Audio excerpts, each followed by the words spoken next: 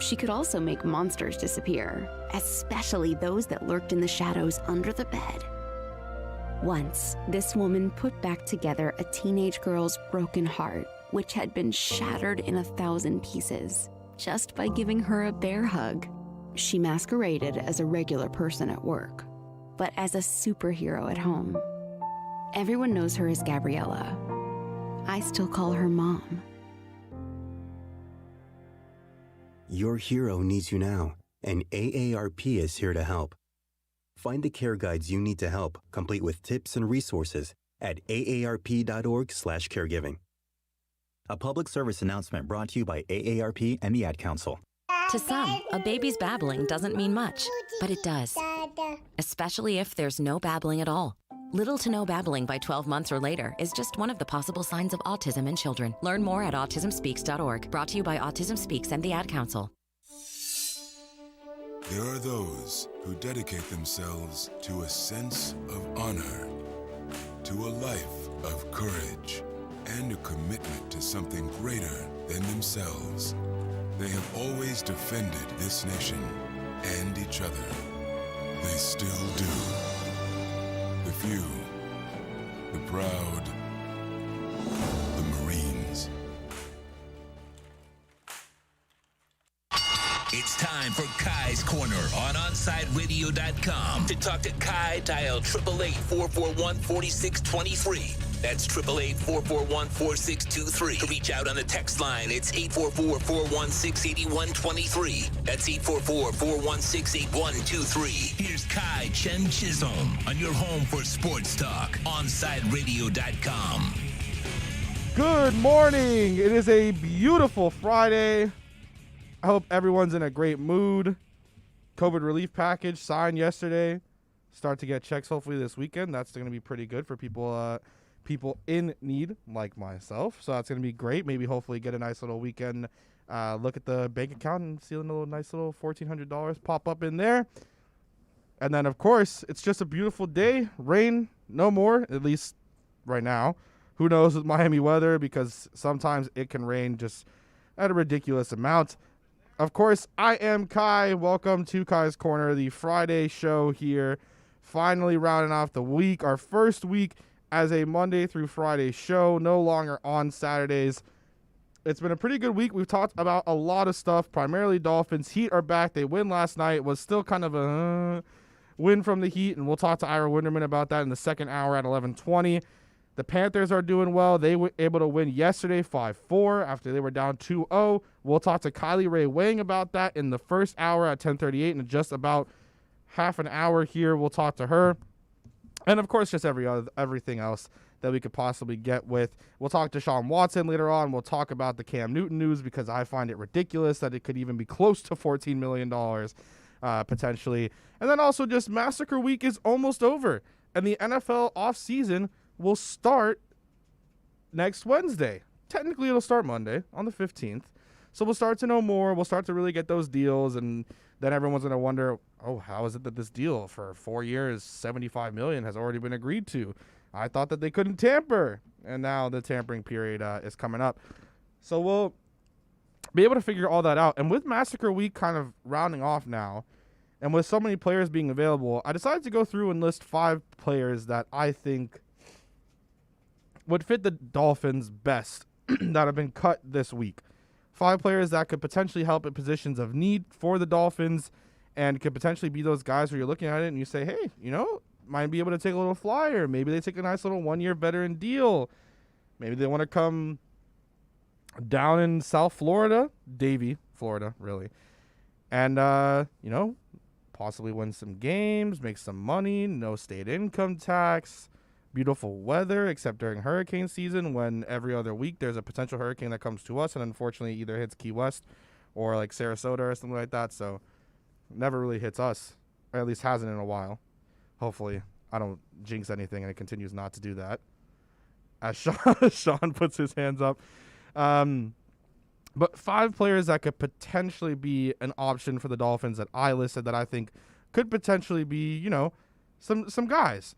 Now, the one thing that I've looked at so far, which has become the most intriguing to me of all the lists and all the players I put down in that 5, is Thomas Morstead, punter formerly of the New Orleans Saints, now without a job, cut by the New Orleans Saints, a part of their cap hits, I guess, and wanting to kind of release players down so they can get to a correct cap number. And the Dolphins right now did not franchise tag Matt Hawk, which would have only cost them about $3.4 million in order to do that. They haven't agreed to a new contract with Matt Hawk. And it seems like the brand might be losing someone down here. Someone who's been instrumental, part of a lot of these fakes that we've had here in South Florida. Could he potentially, not be a Miami Dolphin this upcoming season? Thomas Morstead might be on the older side of things. So he's one of the best punters that we've seen in quite some time in the NFL. And you know what? If you could go out and get someone like that, and you could potentially, make a play, upgrade at punter, if you see it that way. Of course, Matt Hawk a little bit younger. Of course, being a left-footed kicker, it's a lot harder for returners because the ball spins a different way. There's so much that is different from being a left-handed punter or left-footed punter. Oh my gosh! Instead of a right-footed punter, that's just the ball, the trajectory, how long it can hang. There's a lot that's different about it. So it puts the potential there for a guy like a Matt Hawk to have that over everyone else.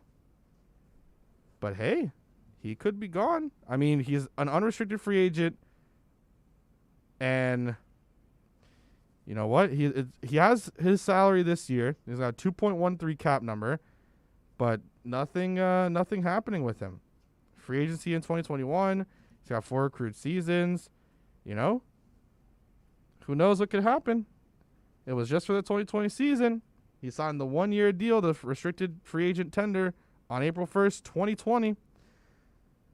So now, Matt Hawk could be a Miami Dolphin, maybe, or could not be, because they couldn't franchise tag him. Getting a guy like Thomas Morrison, maybe that would help. I'm assuming that they're going to bring Matt Hawk back. It's just interesting because it was reported earlier, and I believe it was Barry Jackson who made the report, that the Dolphins haven't even begun talks with Matt Hawk.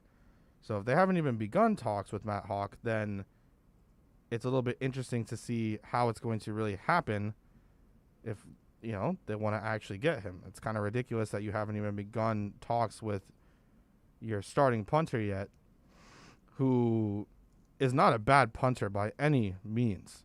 Good punter. Really good punter. And, of course, with the fakes and everything like that, he does a great job. So, it's a little odd to me. But maybe if you don't want to sign Matt Hawk, you go out there and you get a guy like a Thomas Morstead, and you upgrade whether you think so or not. I like Matt Hawk a lot. I think him and the Jason Sanders combo is a very good combo, and I think keeping them together would be great. However, of course, I'm not the one making decisions. You just got to hope. The next one I thought of, and I've been saying it a lot because it just seems like it could be a potential nice deal and a nice guy to bring on for the Dolphins, is John Brown. The other one is also Emmanuel Sanders, but John Brown getting cut by the Buffalo Bills, a part of Massacre Week, and which wasn't really too much of a, there was a lot of cuts, but it wasn't like Massacre Week, it was predicted to be at that level, right? But John Brown is a pretty efficient guy, dealt with some injuries last season, but he's a pretty efficient receiver. He was, of course, there's times where John Brown was always messing with the Dolphins, and the Dolphins would get in trouble because of him. But hey, there's potential for John Brown to get through. Now, he said that he would love to play for the Steelers with Big Ben or the Colts, so there's a possibility that that's kind of what ends up happening. But if you could convince John Brown to come through, hey, I think it would be ridiculous not to try to take that chance. Again, he played in 9 games last year, started in 8 of them, 458 yards, 3 touchdowns. But the season before that, and 2 seasons before that, one with Buffalo, the other one with Baltimore, he had 1,060 yards, 6 touchdowns. Before that with Baltimore, it was 715 and 5. He's a pretty, he's an efficient receiver. He has some bad years. His last year in Arizona wasn't that great, but then he went to Baltimore, had a pretty good year. Buffalo had a pretty good year, then was dealing with injuries last season. But, if you could try to get John Brown on a maybe what are we thinking, like a $4 to $6 million a year contract, it's not that bad. Especially if you don't land one of those big guys like a Juju or like, who else could you really think of? Juju Smith-Schuster, Curtis Samuel, Kenny Golladay. You still go out and get a guy. You need a guy. Like, not like, oh, you need a guy. You need a guy in the locker room. So that's why you try to go after a Juju or a Golladay or a Curtis Samuel. And, Brian Flores said you can't always get what you want, but they're going to be big spenders. Hey, big spender, potentially. And that's what they want to try to do. So, hey, even if you spend some big money, you could possibly go out there and throw a nice little deal at John Brown. Said he wants to play for those 2 playoff teams, but which his reasoning for Big Ben was funny. Strong arm. Strong arm for Big Ben right now. What are you talking about? Strong arm in like 2008? Talking about strong arm in 2021 for Big Ben. Yeah, right. But hey, you could potentially throw that money at him. Emmanuel Sanders, 31 years old. You could possibly go after him. Nice veteran guy in the locker room. Has been a part of some big teams. Of course, was most notoriously in the Super Bowl with the 49ers just 2 years ago. Of course, was with the Saints. Like, he was with the Broncos. You could go out and potentially get a nice little deal. Now, for guys like John Brown and Emmanuel Sanders, it most likely makes more sense to go to a team like the Colts, like, not like the Steelers. I don't have faith in the Steelers, especially offensively. But to go after into a team like, like the Colts, it probably would make a little bit more sense. But if you go out and try to get one of these guys and on a contract that's favorable to the team, that would be fantastic. And that would make the most sense in my personal opinion. The other 2 that I have listed are Mitchell Schwartz and Quan Alexander. Now, the Chiefs did exactly what the world was telling them not to do and released both of their starting offensive tackles. Not one in Eric Fisher only, or not one in Mitchell Schwartz only. They released both of their starting tackles. When we saw Patrick Mahomes without those 2, and with pretty much a depleted offensive line, running for his life in the Super Bowl, because pressure was getting to him way too easily every single down. Now, Tampa has an outstanding defense, but that's ridiculous. That getting to him at the amount and the rate that they did is ridiculous. And then releasing your 2 starting offensive tackles?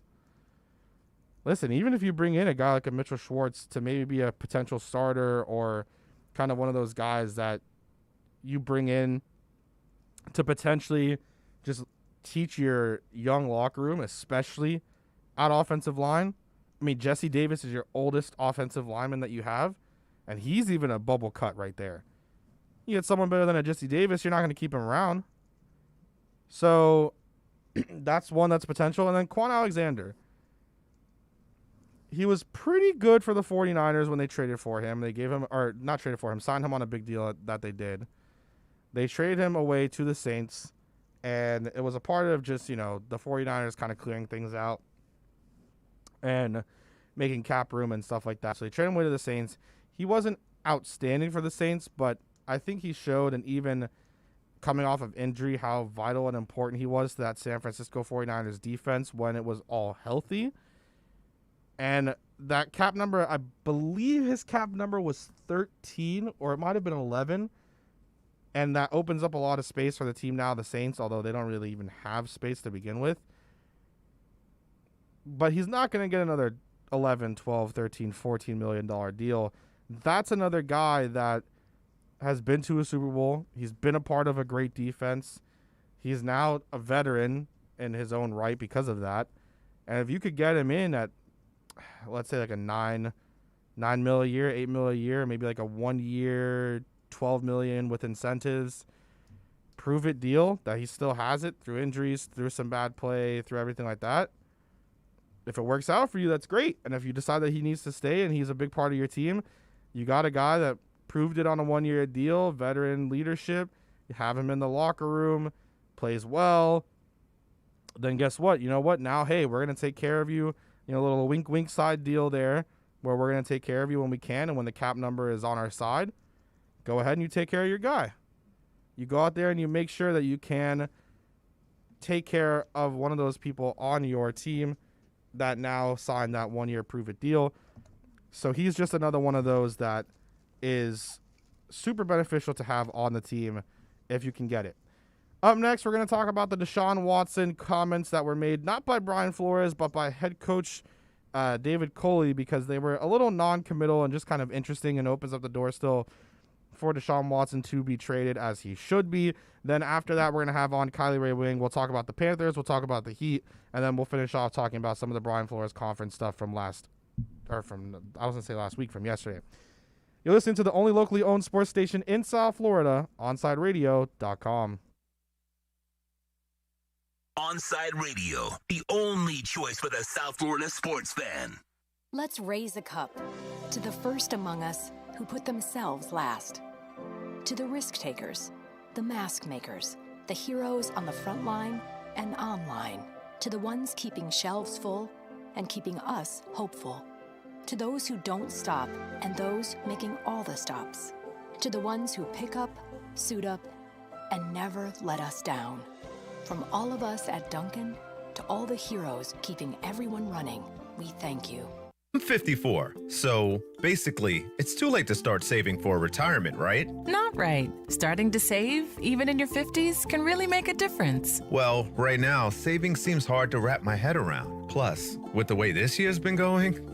Hey, listen, it's okay. You still got this. Just go to aceyourretirement.org. It's an online tool from AARP that can help you get your retirement savings on track no matter your age. It's free and only takes about 3 minutes. I like 3 minutes. Yeah, at aceyourretirement.org, you'll chat with Avo, the friendly digital retirement coach. Just answer a few questions and you'll get a personalized plan and tips to help boost your retirement savings. Tips that are easy to understand and tailored to your lifestyle. I like that too. Plus, it's sponsored by AARP, so you know they got your back. Just head to aceyourretirement.org and make your plan to start saving for retirement. Thanks. That's aceyourretirement.org. A message from AARP and the Ad Council. Join the Inter Miami family in 2021 by becoming a 2021 season ticket member. Enjoy enhanced access benefits and pricing not available to general fans. Visit intermiamicf.com/tickets for more information. Inter Miami CF, your official furniture and mattress store, is here. City Furniture is your #1 home source for the trends you want at the prices you'll love, including exclusive City Furniture collections, the widest selection of styles, affordable home accents, mattresses starting at just $99 and more. Create the home of your dreams fast with next-day delivery, plus get 60 months special financing with no down payment. Because City Furniture is here to make it easy so everyone can live life like this, visit cityfurniture.com. Hey, it's Big O. You know, air quality in your home or business is so important now, folks. That's why you've got to call M&S Air Conditioning. Let them install a high-efficiency polarized air filter in your AC unit that attracts, captures, and destroys biological contaminants to improve your air quality. M&S is always on call from 7:30 a.m. till 9 o'clock p.m. and, of course, emergency Sundays. Call for more info on high-efficiency air filters and their preventative maintenance plans. Visit M&S Air Conditioning at ac-florida.com. Welcome back to Kai's Corner. To reach out to Kai, dial 888-441-4623. That's 888-441-4623. Back to Kai's Corner. Okay, so while we were on break, Adam Schefter tweeted that pretty much the Bucs and Tom Brady agreed to a contract extension. And the way that it was worded is just it doesn't make any sense when you look at it. But then when you actually see what his contract was and you see Ian Rappaport at Rap Sheet also tweeted out, and it made a little more sense with his tweet. But Schefter tweeted, Tom Brady reached an agreement with the Buccaneers today on a 4-year contract extension that voids to a 1-year extension that locks him into Tampa through the 2022 season, sources tell ESPN. And then Rappaport tweets, the Bucs have agreed to terms on a 1-year extension for QB Tom Brady, sources say, one that gives the Super Bowl champ some cap room and locks Brady in 2022. So it's essentially a 2-year extension is what I'm understanding.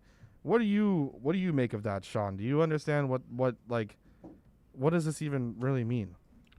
I never understand anything about contracts. I just look at the year. So he's with the Bucks basically till 2022, which would be another 2 years. That's so weird.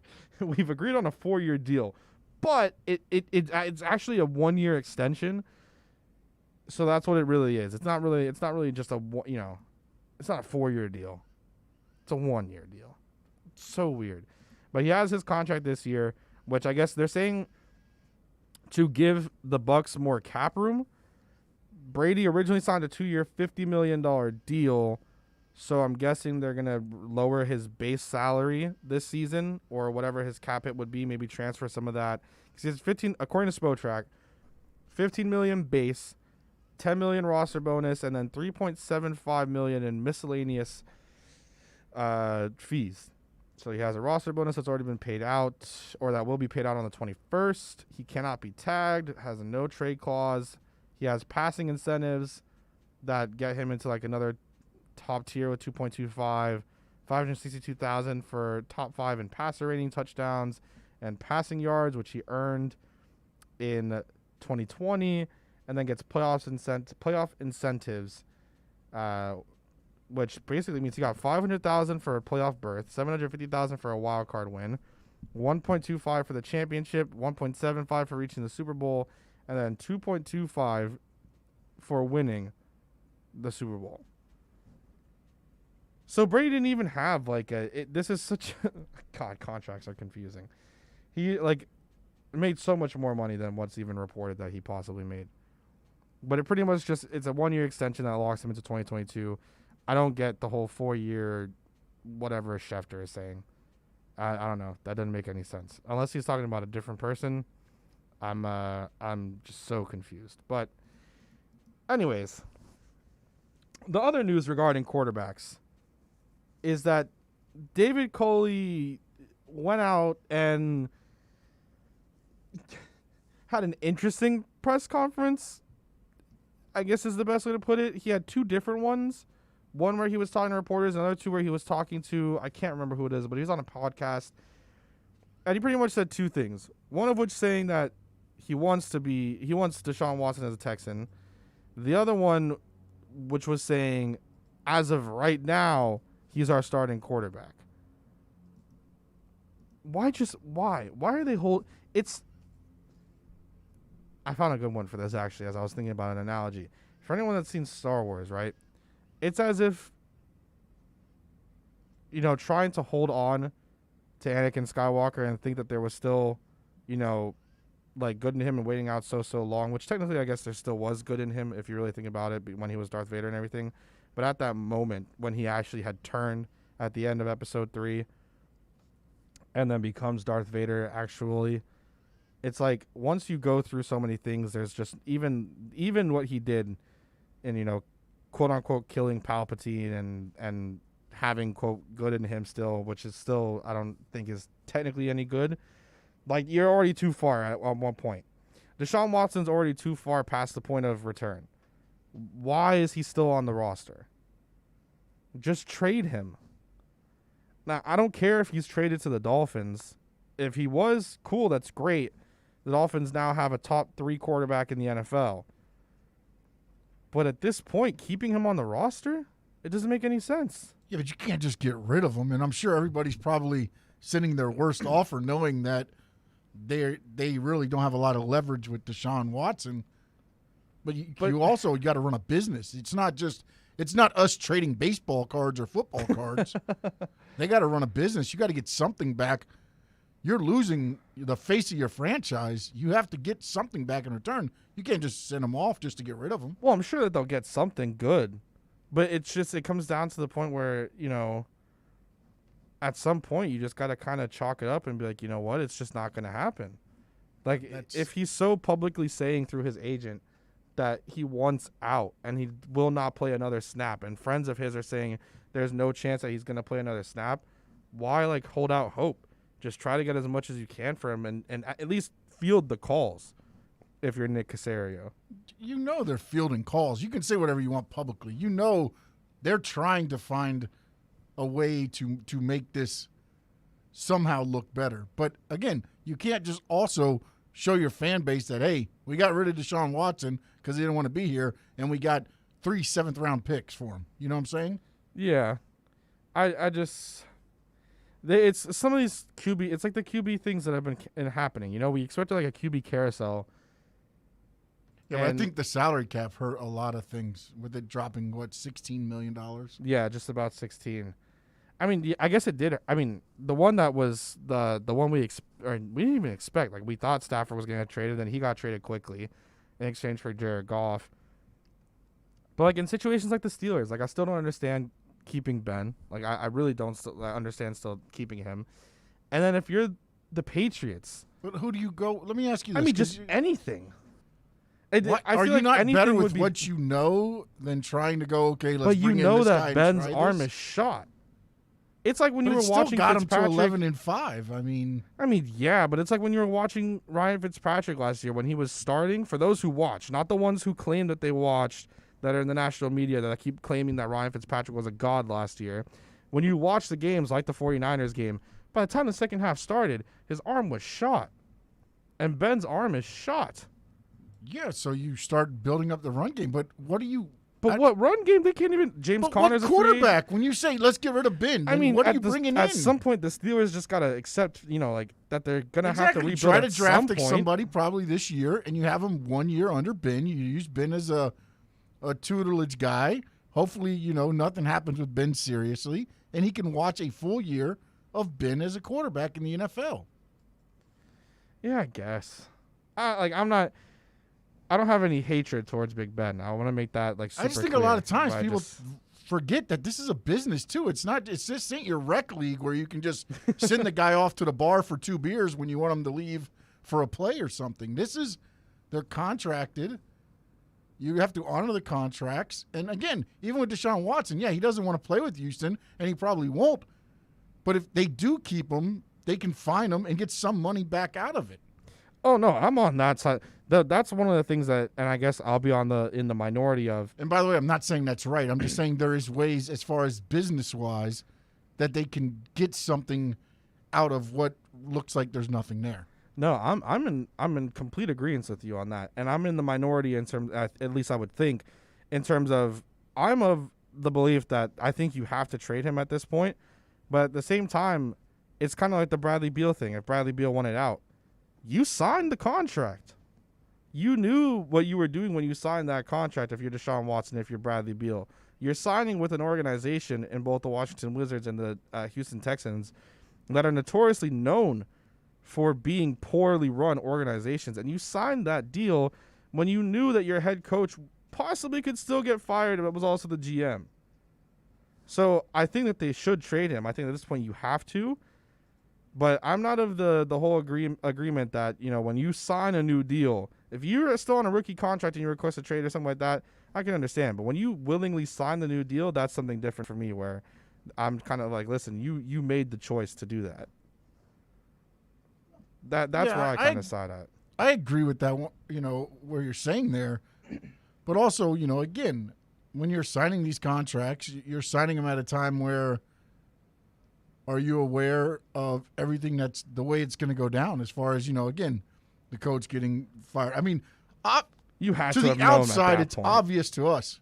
Right. What are they being fed inside the organization? Again, you would think that they would see the writing on the wall, but maybe inside, you're in that bubble. You're playing always. They're like, yeah, you know what? They let him slide the last time. Maybe they'll keep him around this year.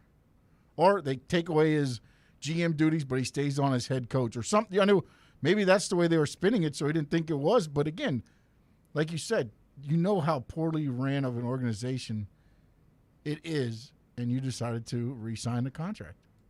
Yeah, and it's just one of those things where I like to side with the player, but at the same time, in a situation where you knowingly sign the contract with a poorly run organization, if it's a situation like, let's say, I don't know, what's like if you're the Steelers or if you're the Patriots, where it's notoriously known for being these, at least now with the Patriots, but the Steelers has been since their inception, right? Where it's a greatly run organization. Everything, every bell and whistle is to T. Everything's great there. That's how they run their organization. Then if you went out after that, there's some issues there. I could potentially understand. It's like, listen, you signed the contract with the expectation of what this organization is. things are on a downswing, I can start to understand that. But with the Texans and like in basketball with Bradley Beal and the Wizards, if he does one out, which apparently he doesn't still, those are just horribly run organized. It's like closely almost said that. It's like the Washington football team. You sign a contract extension or you sign a big deal with the Washington football team and then you're upset that they're losing. It's like, man, what do you expect? Like, your owner in Dan Snyder for years wouldn't change the name. For years he said he would never change the name. And now, he's going to change the name. And then, of course, all of the horrible stuff that came out during the summer about what was going on in his organization. Now, apparently, Jeff Bezos might be in the market to buy them. It's like, if you make decisions like that with some of these organizations that are poor, now I agree, when you're a player, get that money. Like Landon Collins, when he left from the Giants to the Washington football team. Sometimes that's where the issue arises, because you're going to go and you're going to get the money, and then you realize, like, you know what? Getting that money isn't worth everything I'm going through right now. Yeah. So I guess there's two sides to it. I'll ask Kylie next when she comes on what she thinks about that too, because then in situations like the one thing I don't understand still with the quarterback carousel now is like what like the New England Patriots re-signing Cam Newton, like that's so hilarious. So hilarious. I think it's more of staying with what you know. I know. Rather than going out and trying to take a chance on what you don't know. You know what you have with Cam Newton. And again, now you draft a quarterback, and now you can build from there as you go. But if you don't have Cam, who's your quarterback next year?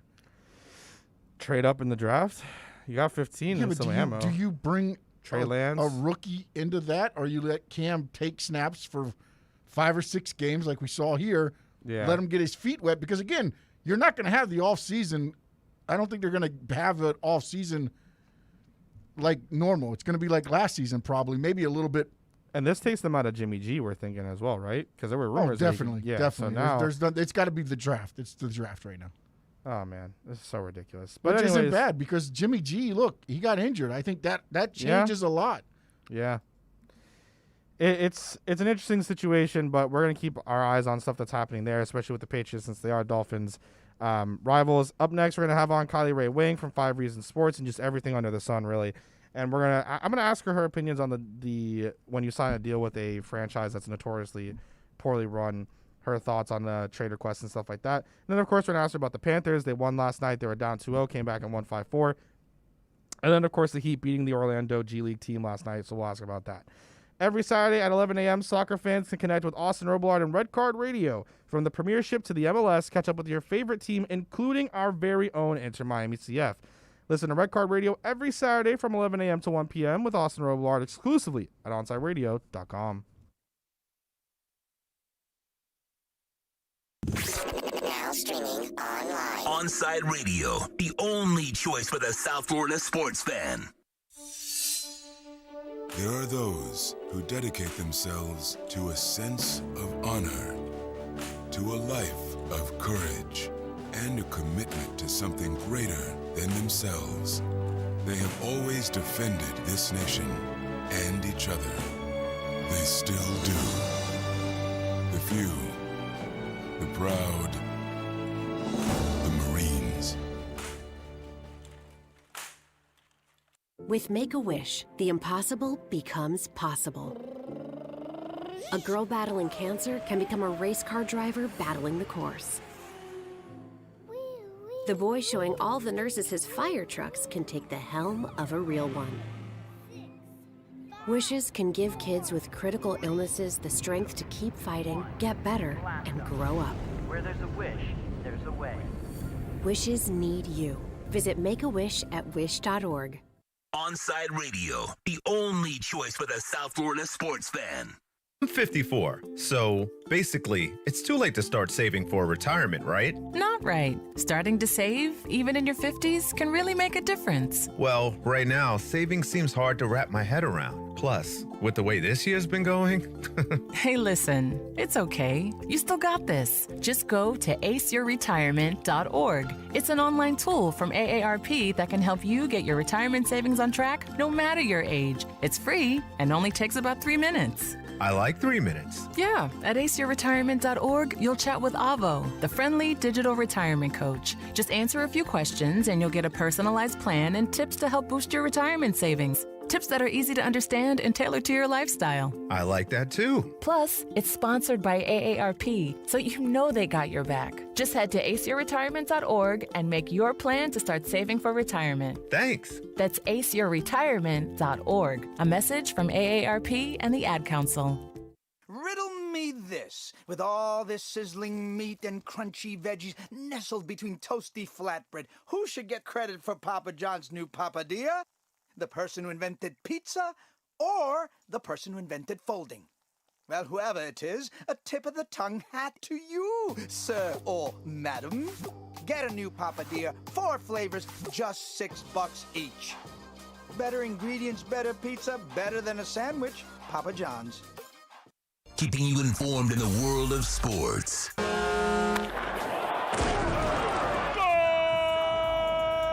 With an OnsideRadio.com sports update. The Miami Heat defeated the Orlando Magic last night 111-103 behind Jimmy Butler's 27 points. Miami's now above 500 for the first time this year. They're back in action tonight against the Bulls in Chicago, tip-off at 9 o'clock. The Florida Panthers, they're down 4-1 in the third period. They come back, they win in overtime 5-4 after Frank Vetrano scored the winning goal in overtime. This is South Florida's new choice for local sports talk. This is OnsideRadio.com.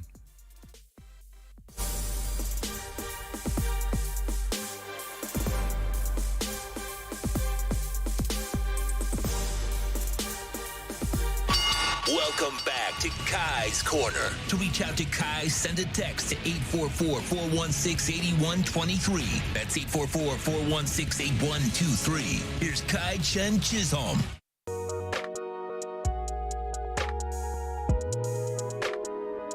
So, we were talking about the Deshaun Watson stuff. We talked about the Cam Newton stuff. And because of that, I do want to get Kylie's thoughts. We're going to have Kylie Ray Wing right now. You can find her on Twitter at Kylie R. Wing. One of my good friends, I guess one of the funniest people that I follow on Twitter as well. And I don't just say that as one of my friends, just because the stuff that does come out on her Twitter is quite funny. Kylie, what are your thoughts on players that sign contracts with the team that is notoriously known for being a bad organization and then request trades, let's say like a year or two afterwards?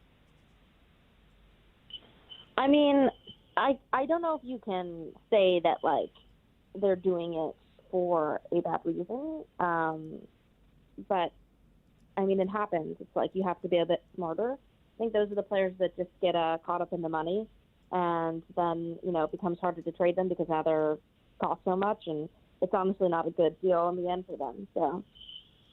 But you don't think, like, there's, like, if, like, let's say, like, again, like the Deshaun Watson, Bradley Beal type of comparison is what we were using, where, you know, Houston's never really been known as being a very good organization. Washington Wizards have never really been known as being a good organization. So situations like that, like, let's say where you won out, you still side with the players where at that point when you won out, just get out of the contract, trade them away, like it's the player rights to try to get out? Well, I don't know. I think the Deshaun Watson thing is pretty interesting and kind of unique to the NFL because he's such a prolific young talent. But it's interesting to see how this is all going down. I don't think the Texans still have any intention of trading him or letting him go. And obviously he's not happy there. On this point, I would side more with Deshaun Watson just because it would behoove the Texans at least to, you know, put some figures out there, see if they could get something for him. If he doesn't want to be there, then you shouldn't have him there. It's not going to work out for you either way if he doesn't want to be there. So I don't think that there's anything they can do now to make him want to stay. Yeah, I don't think there's much that you could really do right now if you're the Texans either, because at this point it seems like Deshaun just everything in the organization just isn't running the way that he would want it to be, and of course them kind of just being the organization they are with Cal McNair and Cal Easterby, or what is that? Jack Easterby. I said Cal McNair and Cal Easterby. Jack Easterby. But we go from one organization that isn't doing great to another one that was able to win last night. 2 wins for the Panthers and the Heat. But we start with the Panthers. The Panthers come away with a 5-4 win. What's your takeaway of that game, Kylie? You know, I was so sad I missed it. I was working on my thesis, but it was what an amazing game. Coming back down by 4-1, and they came back, scored 4 unanswered to win the game in the third period, too. I mean, just third period Panthers are looking like a really strong team lately, which is what you want to see more than anything else. The second period could be a little bit stronger generally. But, I mean, this is the team that just never gives up. You know, they keep fighting, and it's a definitely a contender for the Stanley Cup this year, in my opinion. Do you think that it's a new age in South Florida of mentality of teams? I mean, you mentioned right there it's a team that never gives up. That's kind of the mentality that we see now with the Dolphins and a Brian Flores-led team.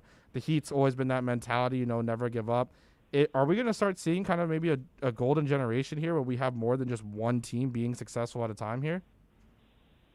I certainly hope so, and I think so as well. I think that both the Dolphins and the Panthers have positioned themselves not only to just do well for this one year, but into the future as well. So I'm not saying that they're going to have a Patriot-like dynasty, but I definitely think that, you know, they've positioned themselves in a way and brought in the right people, the right coaches, developed the right culture to be successful long term. But we're winning a Stanley Cup. Yeah. We Okay. should just start planning the championship boat parade. Whereas a boat parade and not just like a normal one? You gotta go where is this? Now that I've seen Tampa's, I want one here. They could do it in Fort Lauderdale. They really could. If they throw the Stanley Cup from a boat to a boat, you think someone else catches it on that? Oh God, I don't know if the Stanley Cup is heavy or not, but I would assume that it is, and I don't think that anybody should be throwing it. It's quite big. I don't know if we should trust our receivers with that. Yeah, they're hockey players. They're not football players, so I don't know how great their So like drunk hockey coordination players is. throwing a Stanley Cup from boat to boat. Yeah. Yeah. Although I would trust them to get drunk more than I would Tom Brady. Well, Tom Brady was pretty wasted. He was pretty wasted there. But it's good. You Yeah, know, he the Panthers coming back, they're winning, and it's nice to see, and more people are starting to watch hockey, like myself, which also, obviously winning cures all. And the Heat beat the Orlando Magic yesterday, and I say the Orlando Magic G team, and I joke about it in that way because, you know, like it was not really the Orlando Magic. Like it was their G League team, essentially, when you really want to say, oh, Sean has something to say about that. I believe their G League team won the championship yesterday. Oh, well, never mind. So let's say we beat like some of the parts of the G League team of the Orlando Magic. But it wasn't like... The team is better than the regular team. Exactly there. That's the exact thing you want to mention there. But they're able to, you know, the Heat, it was kind of rough, and you could tell that they do, you know, some of the things that Jimmy does you want Bam to do, although Bam obviously not playing last night. Tyler Hero was able to kind of get into his groove later on. But the Heat are now finally above 500 for the first time all year. It took after the All-Star break. What did you think of last night's game against the Orlando Magic? Once again, I was working on my thesis. I didn't see anything last night. I actually had like a minor existential crisis about my thesis last night. What's your thesis? Let's talk about that then. What's your thesis?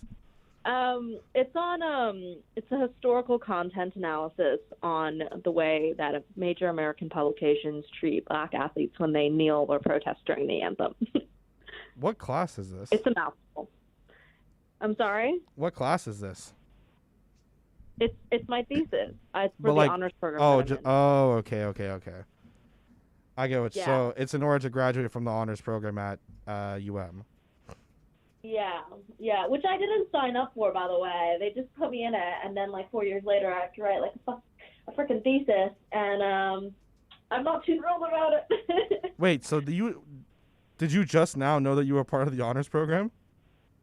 No, I've been in the honors program, but I didn't really. And I had like an idea that I was going to have to write a paper at some point. And I've worked really hard in the honors program for 4 years, which is why I considered dropping out so I wouldn't have to write my thesis, but I'm not doing that. So, Kylie, you've gone too far.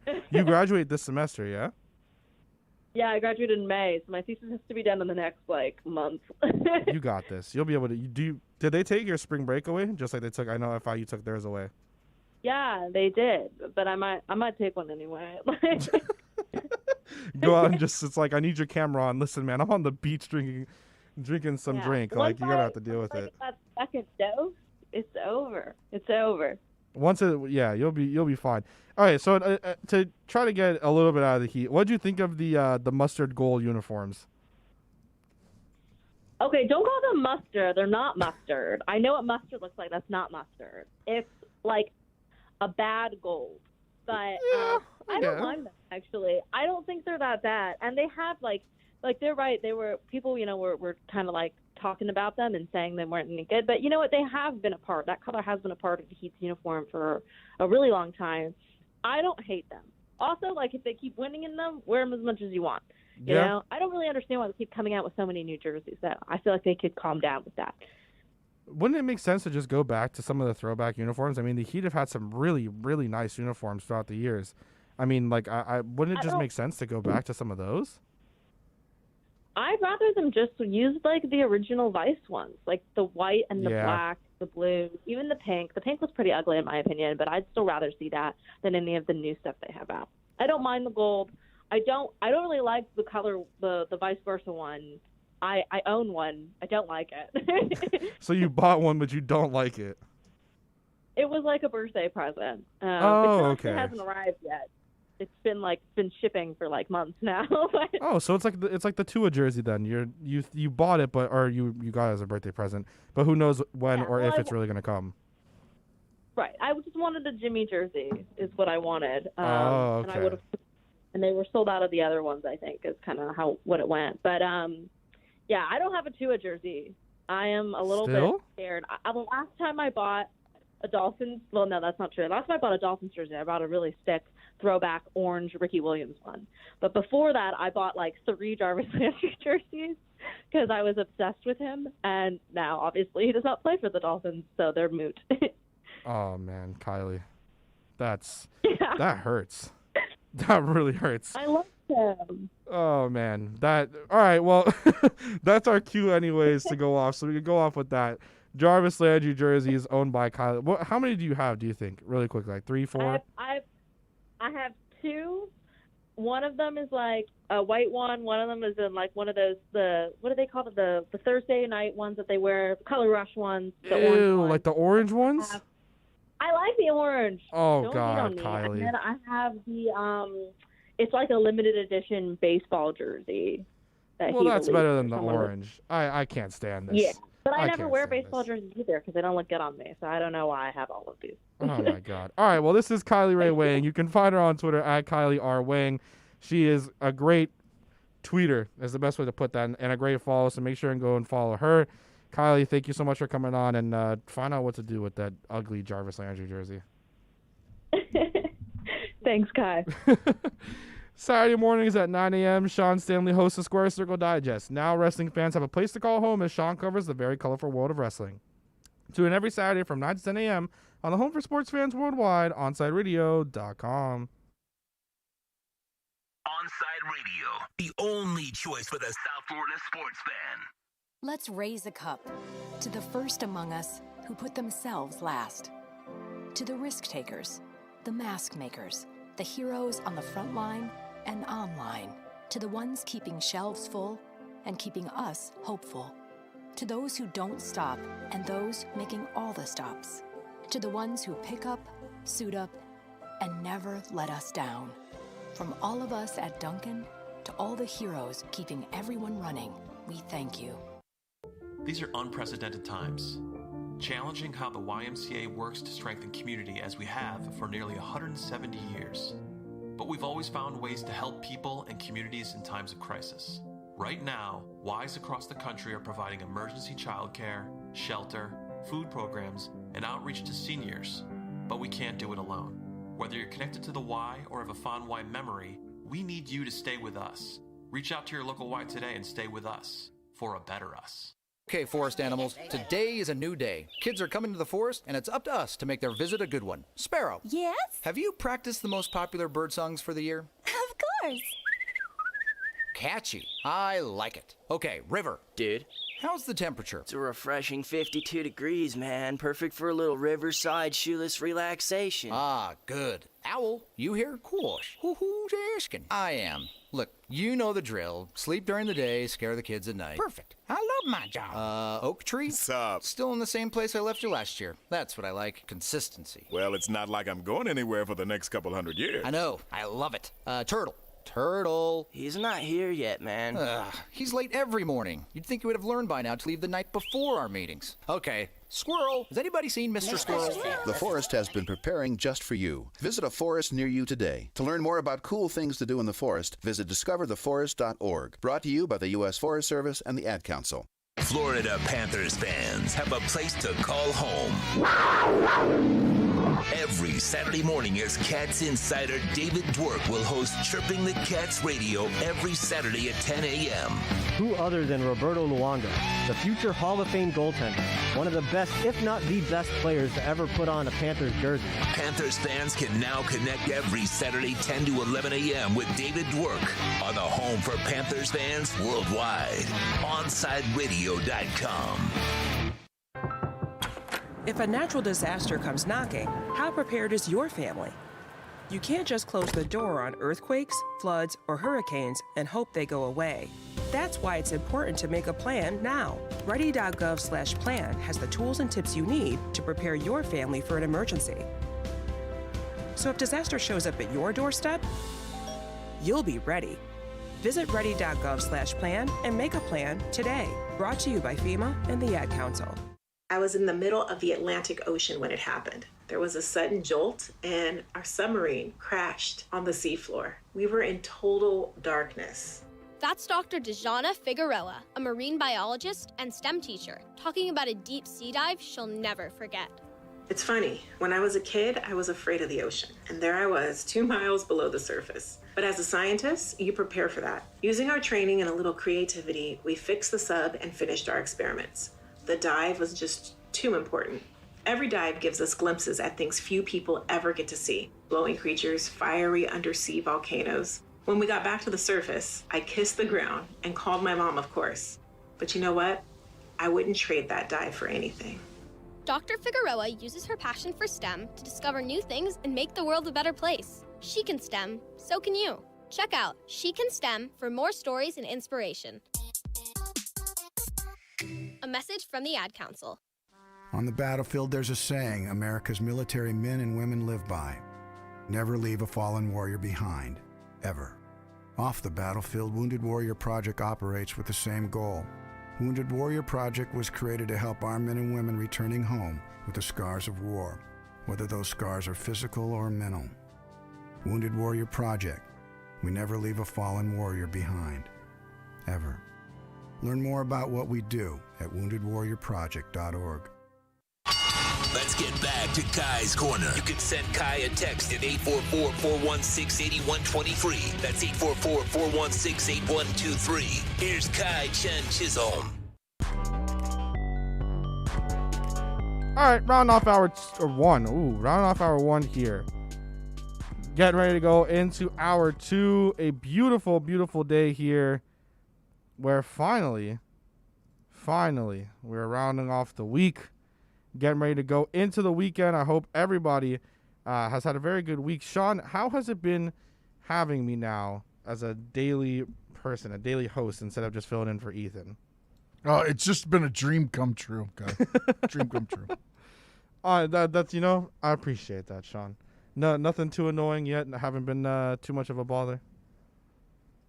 No, you're very very easy to work with, sir. That's great. I appreciate that. No, I appreciate that. I appreciate you, Sean. Ohana means family. Yeah, too old know that. He knows Oihana, not Ohana. But hopefully the Dolphins know Oihana. He knows Ohana. That is true. Oh, that was such a funny conversation yesterday. hopefully everybody goes into the weekend having a pretty good weekend here. I don't really have too much. Oh my God. Juan just tweeted out that he has a 3-part series on Deshaun Watson coming out. Oh my God. Juan, man, I got so much love for you, but this is turning into a borderline obsession with Deshaun Watson, dude. It's like O and Bitcoin right now. We have 2 different obsessions going on. Talking about cryptocurrency. Oh my God. Well, Juan's also obsessed with cryptocurrency. We got all these obsessions here happening. It's like me with this Starbucks tea. I got a Trenta. This thing is huge. I was not really expecting. Now, if you're watching on YouTube and Twitch, and you can see this maybe possibly, this thing is gigantic. I don't think a Trenta was that much bigger than a Venti. Like, Jesus Christ. Well, you can't say that. Oh, I can't say that. Ooh. Yeah, you upset Marsh. That was on his tier of bad words. That was tier 1. Really? She had a tier of bad words today? Yesterday. Oh, interesting. On their offensiveness. And that was a tier 1 for Marsh. I apologize. Instead, I'll say, my God, my gosh. That would be a better one. Not, no God, no JC. But it's gigantic. I really wasn't expecting that. Gosh darn it. Gosh darn it. There we go. Perfect part there. But hopefully everybody has some good stuff planned for the weekend. I don't really have much that I think I'm going to do. It's probably just going to be the same old, kind of like just sitting around waiting for something to happen in terms of like actually doing anything I can, like either whether it's gaming or anything like that, seeing the girlfriend, seeing my father and everything like that. I was actually, a little bit of a tiny rant here. Sean, if you had to pick between going to Miami International and Fort Lauderdale, which airport would you pick? This is a big test here because there's only one correct answer. Honestly, the correct answer would be neither, but I would pick Fort Lauderdale over Miami. Thank you. I for whatever reason, I love my mother to death. First time I saw her yesterday for a month because she went to Cleveland to deal with some personal stuff. So she was in Cleveland dealing with some personal stuff. So yesterday was the first time I saw her, literally since Valentine's Day, so pretty much a month. And she had me pick her up from Miami International because she likes flying out of Miami International. We are closer to Fort Lauderdale International. We'll never understand why she likes going out of Miami International. I truthfully will never understand it. It's usually cheaper. I guess that's why. I mean, I always get really cheap tickets for JetBlue at Fort Lauderdale. Every time that I would go to Miami International. I guess it probably depends on the airline.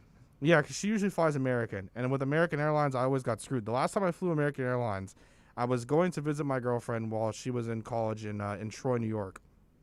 And I came back, and I'll try to wrap this up super, super quickly here.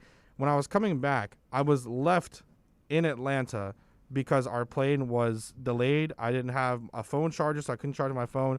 Everything went wrong. So I will never, ever, ever fly American Airlines again because every single time there was always an issue.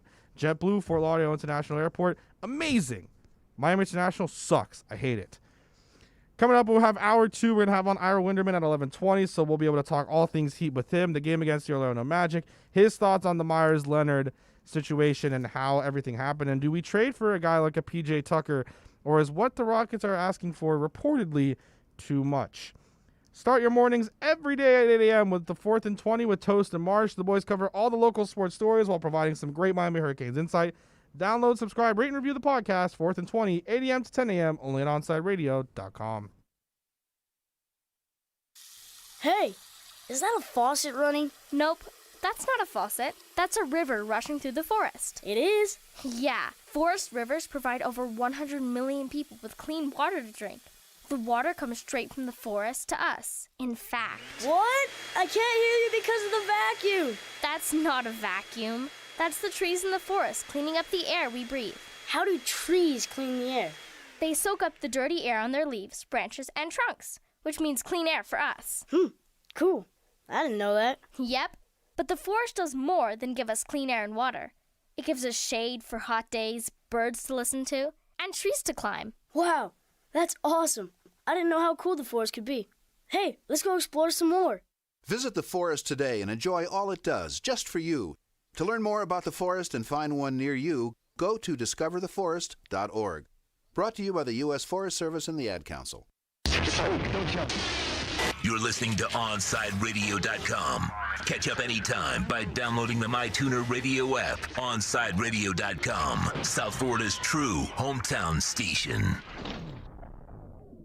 Big O for M&S Air Conditioning. You know, air quality in your home and business is more important than ever. That's why you've got to call M&S Air Conditioning and let them install a high-efficiency polarized air filter in your AC unit. Folks, it attracts, captures, and destroys biological contaminants to improve your air quality. With stellar customer service, answering your call from 7:30 a.m. till 9 o'clock p.m. For more info on high-efficiency air filters and their preventative maintenance plans, visit M&S Air Conditioning at ac-florida.com. This is the story of a very special woman. In a matter of seconds, she turned herself into a great mathematician or an entrepreneur. Her knowledge was limitless and still is. She could also make monsters disappear, especially those that lurked in the shadows under the bed. Once, this woman put back together a teenage girl's broken heart, which had been shattered in 1,000 pieces, just by giving her a bear hug. She masqueraded as a regular person at work, but as a superhero at home. Everyone knows her as Gabriella. I still call her Mom. Your hero needs you now, and AARP is here to help. Find the care guides you need to help, complete with tips and resources at aarp.org/caregiving. A public service announcement brought to you by AARP and the Ad Council. There are those who dedicate themselves to a sense of honor, to a life of courage, and a commitment to something greater than themselves. They have always defended this nation and each other. They still do. The few, the proud, the Marines. It's time for Kai's Corner on OnsideRadio.com. To talk to Kai, dial 888-441-4623. That's 888-441-4623. To reach out on the text line, it's 844-416-8123. That's 844-416-8123. Here's Kai Chen Chisholm on your home for sports talk, OnsideRadio.com. Hour 2 here again, and I continue to say a beautiful Friday, rounding off, getting ready for the weekend. Going to be able to have a nice weekend, and a reminder, tomorrow, Sean will still be here. He's going to have his wrestling stuff tomorrow. Square Circle Digest tomorrow at 9 a.m. So make sure you tune into that. And don't forget Christian and Alex get us kicked off now at 8 a.m. with some Marlins. Deep in the count. Oh, yeah. I saw something about AEW, Sean, and I wanted to ask you about it. It was like a barbed wire match or something. I have no idea. It was a barbed wire death match. What the Actually, heck it was an that? exploding barbed wire death match. I saw he got pushed into it and the barbed wire exploded. Yeah, they used the pyro. It does the explosions. And then supposedly, I guess at the end there was supposed to be some big explosion. And that never happened. Just some sparklers on the posts and some other stuff. And I'm going to dive a little bit deeper into it tomorrow on my show. Yeah, I won't ask you for all of it today, but I saw it and I was so confused. Especially because I saw someone tweet out, they're like, I get the wrestling game, but this is just pure violence. Yeah, it was something that started in Frontier martial arts wrestling over in Japan. And Cactus Jack, Terry Funk, some of them have been in those matches and made it more famous, and they're just kind of bringing that back. Yeah, man. Yeah. I don't even know what to say at this point. There's just too many elements that can go wrong in that match for them to do that on a pay-per-view. I feel like there's too many elements that can go wrong with like any wrestling match, right? Yeah, there's a lot of moving parts, but then when you start adding, barbed wire, bats, pyro, chairs, other people coming out, it's a recipe for disaster. Disaster. Luckily, nobody was hurt. It was just a malfunction. That's good. All right, so luckily no one was hurt. Unlike, and I know I talked about it briefly with Toast and Marsh, I believe yesterday, before we even did the crosstalk. It was another situation that happened in Bogota in Colombia where it was the ESPN Colombia situation that was happening. They have ESPN Colombia. They were talking about the Champions League games, which, by the way, Europa League games, Sean, on Thursday were fantastic. But the Europa League kind of sucks. So, you know, it's the secondary. It's for the teams that are kind of meh, like Austin's team, Manchester United. They're meh. That's why they're in the Europa League. It's true. It's just what it is, man. It's what it is. You know, your Arsenal, Manchester United, they kind of suck now. That's why they play in the Europa League, because it's for teams that are like, yeah, we finished in like 6th place, so let's go and get in the Europa League. Like Sevilla, although Sevilla won the Europa League last year, almost beat Bayern in the UEFA Super Cup, eventually lost. Javi Martinez header that won the game in the 115th minute, 112th, something along those lines. But they had soccer games. But so in Bogota, where they were having this ESPN Colombia, they were talking about the Champions League games, and one of the boards fell down from behind one of the guys that was sitting there, and it smacked down on him, pretty much on his neck. He turned and kind of barely saw it. If you watch it frame by frame, and if you're watching on YouTube and Twitch, which I encourage you to do so, you'll be able to see kind of me like trying to describe it the best way I can to those viewers. And if you're listening on radio, I'm still trying to describe it the best way possible.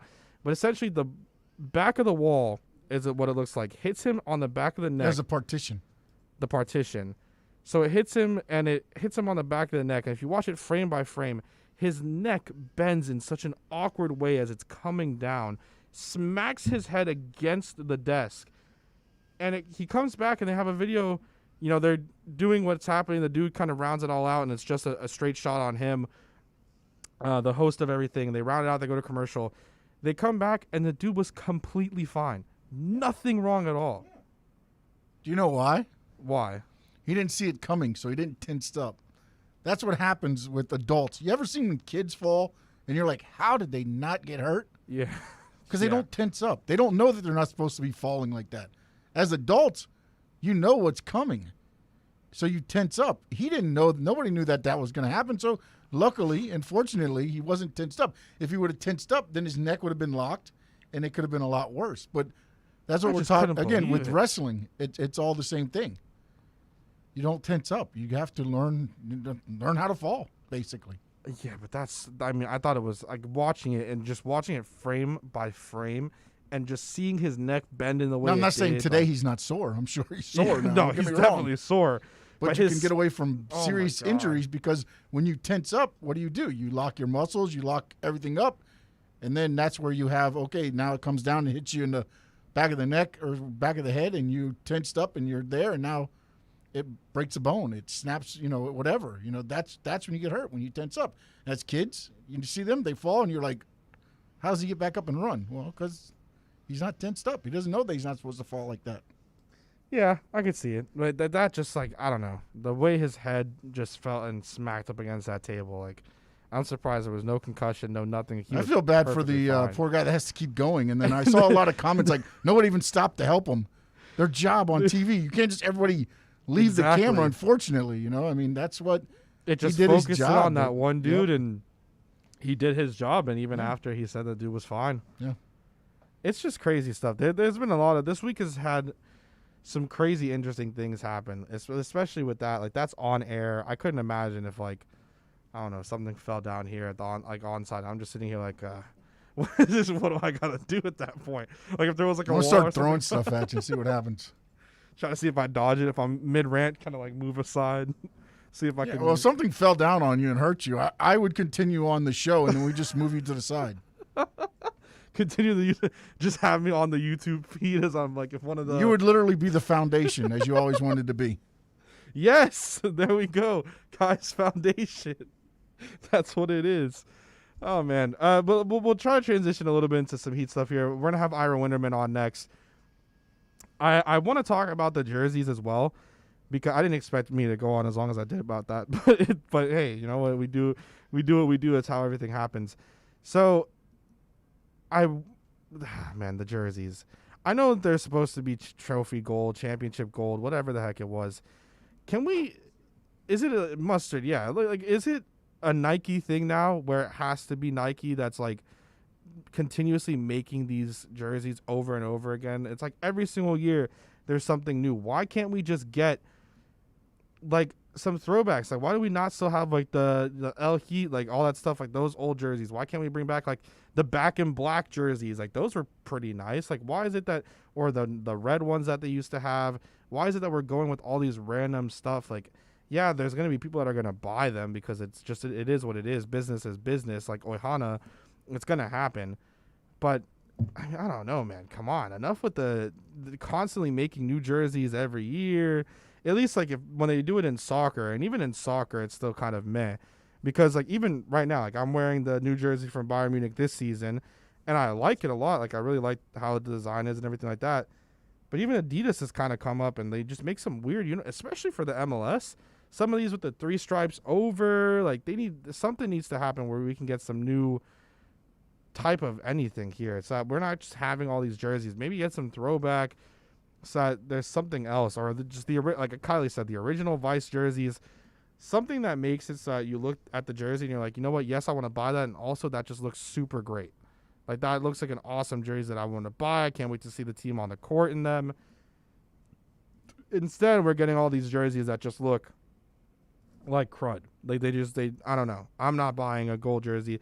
There's, I believe it was reported 6,513, or no, not 6,000, like 6,013, I think, that they have total, because it's the 2006, 2013, 2014 all added up together. The amount of wins that they had, or like it might be, it's like 6,000 something that's there that they have available, because it's all of them added up. So that's as many that will be available, and then they'll never be available ever again. So it's just like, I don't know, man. I'm tired of some of these jerseys. Some more basketball news that happened. Duke is out of the tournament now because they had their situation. And now the ACC has just released a statement from Commissioner Jim Phillips. He said, "I'm heartbroken for our student athletes, coaches, and support staff at both Duke and Virginia, both dealing with COVID situations. Our teams have worked incredibly hard and sacrificed so much throughout the season. We continue to lead by our ACC medical advisory group and the protocols put in place that we have allowed our teams to safely compete during the 2020-2021 season. We will follow the lead of our medical personnel to ensure the health and safety of our programs remain the top priority." Continuing to say, "Our student athletes and schools have been remarkable this entire season while enduring incredibly challenging circumstances." That from ACC Commissioner Jim Phillips. You tried explaining the situation to me earlier, Sean. What was it with the Hurricanes that could have possibly happened with this situation? You said they would have gotten to like the final of the ACC I was looking at it because Georgia Tech was supposed to play tonight in the semifinals against Virginia. Right. So if Miami would have beat but the thing I had to look at is to see, because Miami would have been, I believe they're the 13th or 12th or 13th seed. So I don't know if Virginia was the one. They may have played the other side because you play the lower seeded team. But if Miami was in the Georgia Tech position, they would end up getting a bye because Virginia's out now. And going into the finals, there'd be no semifinals match. How is it working with March Madness right now? Like, are the Hurricanes in March Madness, or how does that? No. It's in the conference championships right now. So no, I know, but like when it gets to No. Miami's way out. Way out, no matter what. So it was Duke, and Duke was, I think, like one of the first 4 out, something like that. But yeah, they weren't going to probably make the tournament anyways, and Kentucky's also out as well. So all the blue bloods are gone. Yeah, those are the top names in college basketball, just gone and out and done and dusted. It sucks for the ACC. It sucks for the players and the coaches and the staff, and I'm sure more will come out when we have information. Hopefully, it's not a player or a coach or someone on the staff being, I guess the correct word is like just not being reliable, going out there and kind of making a mess of things. The one thing that is going to be interesting for the March Madness, and I'm sorry I got interrupted. You're good. For a moment, but NCAA already came out and said during the tournament, a team can be fielded. The NBA says you have to have at least 8 players. Right. The NCAA said 5. Jesus. As long as you have 5 healthy players, you can play. Going to go 48 minutes? Well, that's what I'm thinking. Then if you go to overtime or anything like that, does that start changing? Because, again, I'm not a very big degenerate or gambler, Why do you have to say degenerate? No, because, I mess around. Taking shots at I have a friend that's a degenerate. So. Oh, okay. But when you look at it, does that change the way you go around in your betting? And also, brackets are going to be filled out way in advance. Now a team contracts COVID, maybe 2 of their stars. a team that could, for instance, Gonzaga being undefeated right now, some of their stars end up, whatever contact tracing. Yeah. Now they have to quarantine and sit out a game. They lose. That throws somebody's bracket all the way off. Yeah. So we might not get any even close to even getting close to perfect. I don't think there's never been a perfect bracket, right? Oh no, I think there has been. Yeah. Oh, I wonder.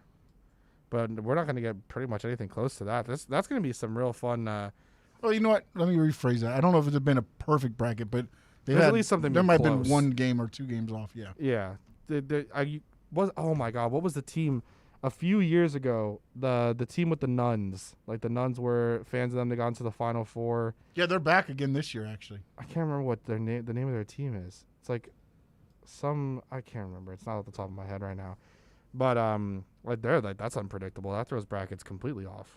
Well, if it comes down to that, yeah, you could have some teams that automatically you think are gonna. And is it Michigan good in right March now? Madness? You always have upsets, anyways, and now you're just trying to kind of have a perfect recipe for that to happen. Yeah, and isn't Michigan's pretty good right now, aren't they, with Juwan Howard? Yeah, I believe they lost to Michigan State heading into the Big Ten tournament, but yeah. Hey, good for Juwan Howard. Coming up next, we're going to have on Ira Winderman. He's going to talk to us about everything happening regarding the Miami Heat. We're going to talk about last night's game. Do they trade for PJ Tucker, who's no longer right now with the Houston Rockets technically, or do they go after a guy like Vucevic? And then we'll just ask him what he thinks about the Myers Leonard fine and suspension. Saturdays, sports fans have a place to talk sports and gambling when the J-Rod Experience takes over every afternoon. Tune in every Saturday from 2 to 4 p.m. as Jim provides you the sports investment information you need to have a little fun on the weekends. That's the J-Rod Experience, 2 to 4 p.m., only at OnsideRadio.com. Onside Radio, the only choice for the South Florida sports fan. Let's raise a cup to the first among us who put themselves last. To the risk takers, the mask makers, the heroes on the front line and online. To the ones keeping shelves full and keeping us hopeful. To those who don't stop and those making all the stops. To the ones who pick up, suit up, and never let us down. From all of us at Dunkin' to all the heroes keeping everyone running, we thank you. I'm 54, so basically, it's too late to start saving for retirement, right? Not right. Starting to save, even in your 50s, can really make a difference. Well, right now, saving seems hard to wrap my head around. Plus, with the way this year's been going... Hey, listen, it's okay. You still got this. Just go to aceyourretirement.org. It's an online tool from AARP that can help you get your retirement savings on track no matter your age. It's free and only takes about 3 minutes. I like 3 minutes. Yeah, at aceyourretirement.org, you'll chat with Avo, the friendly digital retirement coach. Just answer a few questions and you'll get a personalized plan and tips to help boost your retirement savings. Tips that are easy to understand and tailored to your lifestyle. I like that too. Plus, it's sponsored by AARP, so you know they got your back. Just head to aceyourretirement.org and make your plan to start saving for retirement. Thanks. That's aceyourretirement.org. A message from AARP and the Ad Council. Join the Inter Miami family in 2021 by becoming a 2021 season ticket member. Enjoy enhanced access benefits and pricing not available to general fans. Visit intermiamicf.com/tickets for more information. Inter Miami CF, your official furniture and mattress store, is here.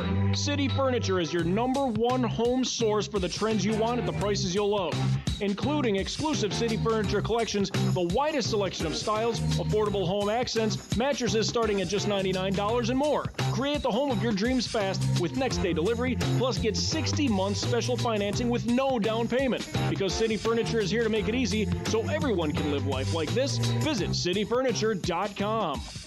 Hey, it's Big O. You know, air quality in your home or business is so important now, folks. That's why you've got to call M&S Air Conditioning. Let them install high-efficiency polarized air filter in your AC unit that attracts, captures, and destroys biological contaminants to improve your air quality. M&S is always on call from 7:30 a.m. till 9 o'clock p.m. and, of course, emergency Sundays. Call for more info on high-efficiency air filters and their preventative maintenance plans. Visit M&S Air Conditioning at ac-florida.com. It's time to talk Miami Heat with NBA insider Ira Winderman. It's the Acura of Pembroke Pines Miami Heat Report, exclusively at OnsideRadio.com. Let's go over the latest headlines locally with the Miami Heat and league-wide in the NBA with our very own Ira Winderman.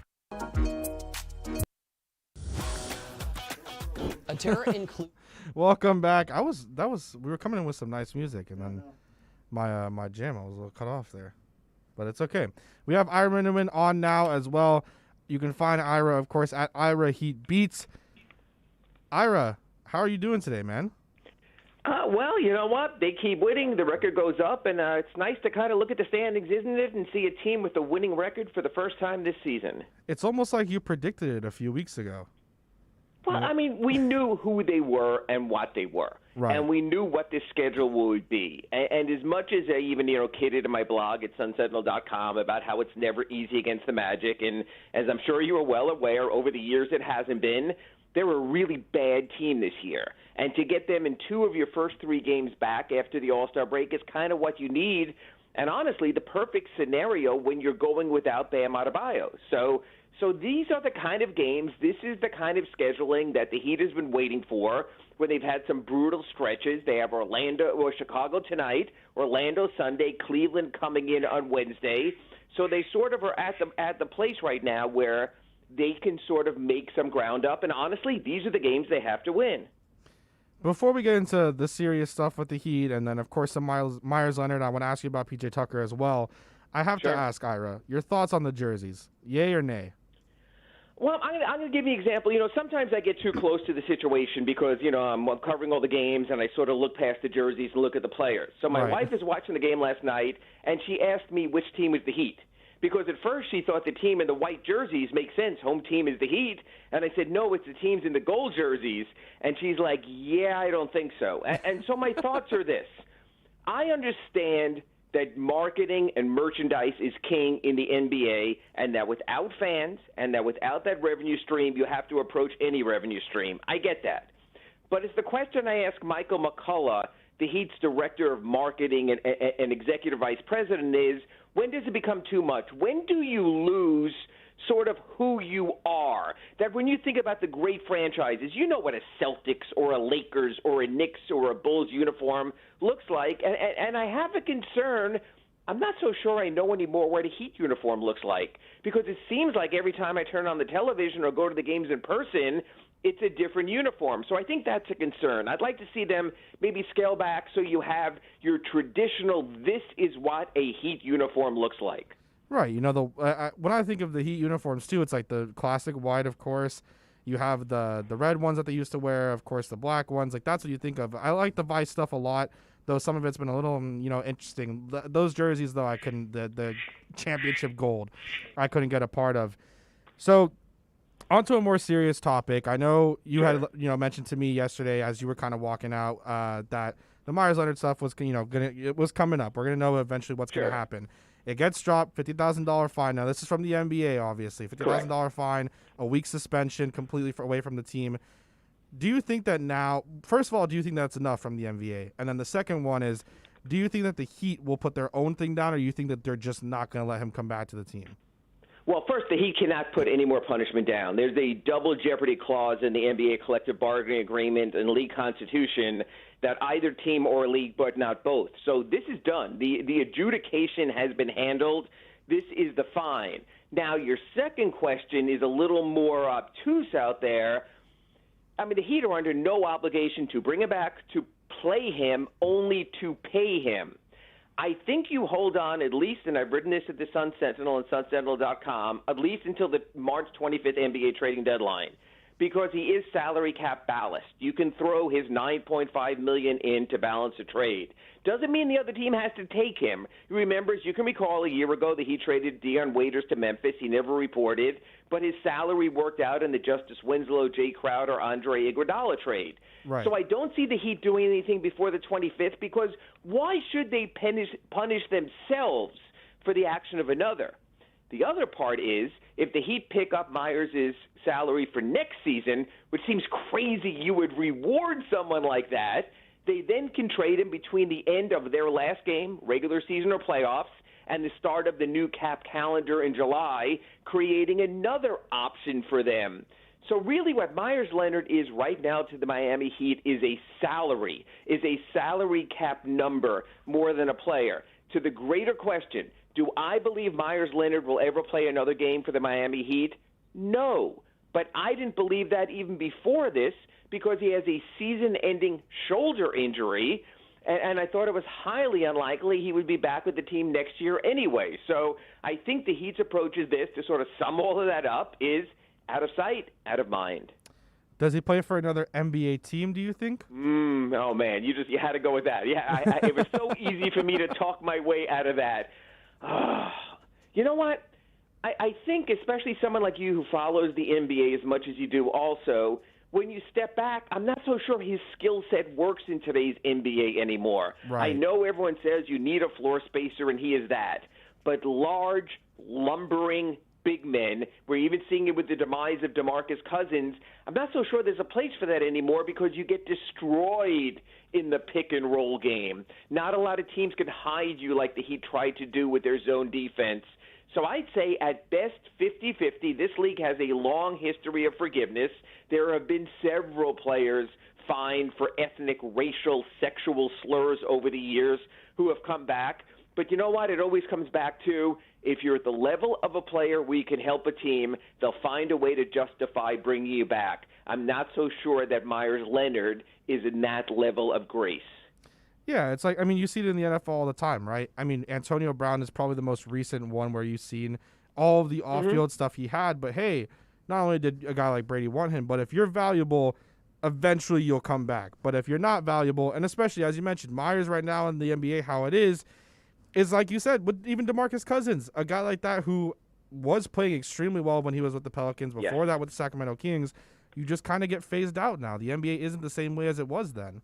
Things are just a lot different, so I do agree. Yeah, so again, you know, this is one of those things, and people get mad at me when I talk about Myers the player, thinking, you know, I should be indignant about everything. But what I'm trying to tell people is Myers the player might not have come back anyway, so we can sort of render the rest of everything else here moot anyway. So I think that's more the case than anything. I mean, you're seeing it even now, that Kelly Olynyk's mobility is by far superior to Myers Leonard's.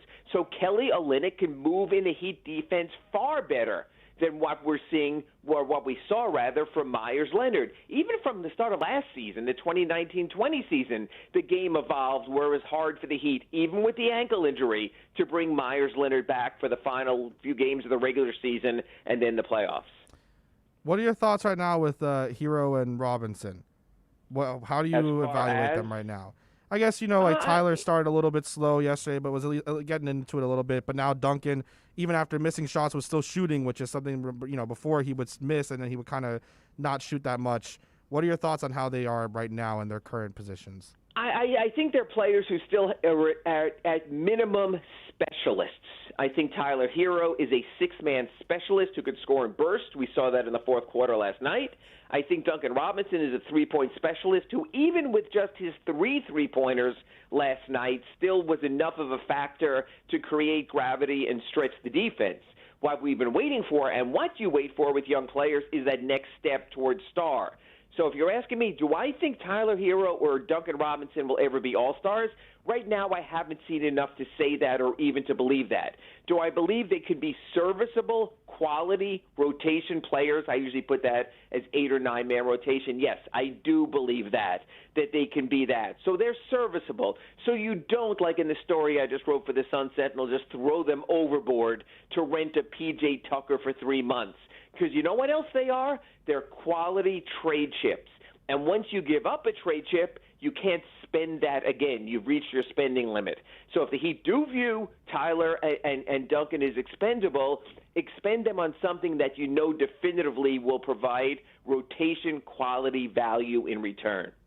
And I'm glad you brought up the P.J. Tucker. Do you instead then maybe go for a Vucevic? Like, what do you – I know before when we were asking, there was so much more that we could talk about with maybe getting Kendrick Nunn out if you don't think that you'll be able to sign him to a deal that you would like. Duncan obviously going to be a free agent as well. Tyler being that kind of hanging piece where you don't know. So you're not giving up one of those guys for a PJ Tucker? Do you give it up for maybe a Vucevic or maybe Alonzo Ball if he's available? Yeah, I mean, there's such apples and oranges questions I'm being asked, and in light of our sponsor, it's sort of like you're comparing a Toyota to an Acura. I mean, on one hand, a PJ Tucker is a nice, serviceable player who's on a completely different trade plane than an all-star like a Nick Vucevic. I'm actually writing for my Sunday column at the Sun Sentinel this. Do you go ahead and take on a player with multiple years like a Vucevic? Because you know what? Free agency ain't so great this summer after all, with the $28 million or so that he can harness in free agency. So maybe you go out there and you do trade for the player who does have multiple years left on his contract, because ultimately you want to protect Jimmy Butler in the moment, while not taking on too many years. So I think the kind of trade I would have scoffed at, where you would have said to me, hey, Ira, what about Vucevic? And I'm going, well, no, then you get involved in free agency and it takes you out of the market. I'm not so sure there's much of a market to be in. So, yeah, I would consider those kinds of trades. I don't know if the trading team would want to necessarily offer up something like that. But you know what? You can make an argument that a trade for a Vucevic, who's under contract, is safer than a trade, say, for a Kyle Lowry or Victor Oladipo, because what if they say all the right things and then come free agency, they leave anyway? And all of a sudden you've given up, like I said, a Duncan Robinson or a Tyler Hero, and you have nothing to show for it. The Heat have done that before. They traded for Shaq with his contract expiring. He re-upped with them. They traded for Goran Dragic with his contract expiring. He re-upped with them. But there's also the lesson of this past offseason with Jay Crowder, when the Heat thought they could reach a deal and they couldn't. So I think you have to be really careful to give up something tangible in the moment for something that might be gone within 3 months after you make the deal. And one of the last things here, because it's such a huge fandom on Heat Twitter, and I think you might know where I'm going with this, with KZ Okpala, right? Sure. He gets in 3 early fouls yesterday. Do you think that because of COVID and everything like that and kind of the development thing, that things are becoming a lot harder for him to get time and stay on the court with the early fouls because he just hasn't had that ability to develop outside of just the NBA game? No single Heat player who lost out more by the Heat not having a G League team this season. I understand the quick turnaround from the Heat's perspective. I understand the financial cost of fielding a team in the Orlando bubble. But that was the only way you were going to develop a KZ Okpala, and I'll even go further, and maybe a Chris Silva. So he clearly was set back. So do I think KZ Okpala has a future with the Heat if he's not traded? Yes, but it very well may have to restart with the Sioux Falls Skyforce next season to get those minutes, get those reps, learn when not to foul, learn how to keep himself on the court. There could be a future, but because of the lack of summer league, the lack of an extended pre-training camp, the lack of a true training camp, this kid never had a chance. Because one of the hardest things in the NBA is learning on the fly in the middle of a playoff race. Do you rate him as highly as people do on Twitter and in just the Heat fandom I world? do not, and I got to tell you, it's really interesting. When the draft happened, a lot of people did have KZ projected as a first-rounder. I spoke to one scout who I trust maybe more than any of the other scouts, a non-Heat scout, and he said he just didn't see anything. He saw the athleticism, but he didn't see it leading anywhere. And I know inside the Heat there were wildly varying thoughts about him. Obviously, they traded 3 second-round picks for him, so someone thought highly of him. But another person said he didn't agree with the pick and didn't necessarily see what others in the organization saw it. So you sort of take a chance in the second round. I can understand that. I see something, but I don't see anything close to a finished product, and it kind of surprises me because speaking to KZ, I believe he's very intelligent. He went to Stanford. He comes from a well-educated family, and yet he seems to lack some of the grasp of where he needs to be and what he needs to do on the court. Again, the best way to handle that, court time. The best way to handle that, G League time.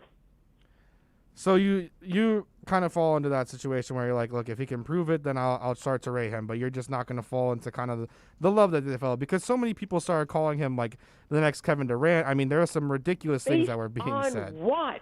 Based on what? Even at Stanford, he sort of just dribbled on his own, got to the middle, and then sort of stopped to decide what he wanted to do. So I don't see that. Yes, he had those three-point shooting games. We all remember the exhibition against the Raptors in Tampa, and he had his moments. But you know what that is? That's sort of the backup quarterback situation. Oh, I love that guy's going to be great. comparison. We should play him more. Let me see it. Let me sit at home and watch my streamed games of the Skyforce games from Sioux Falls, and then let people see what the actual body of work looks like. I love that comparison. Ira, thank you so much for coming on, man. I look forward to the next time we have you. Hey, I'm trying to be the Casey Okpala of Onside Radio. Thank you. But the better version, the more upside rather than just potential, right? Good to know. Thank you. Of course.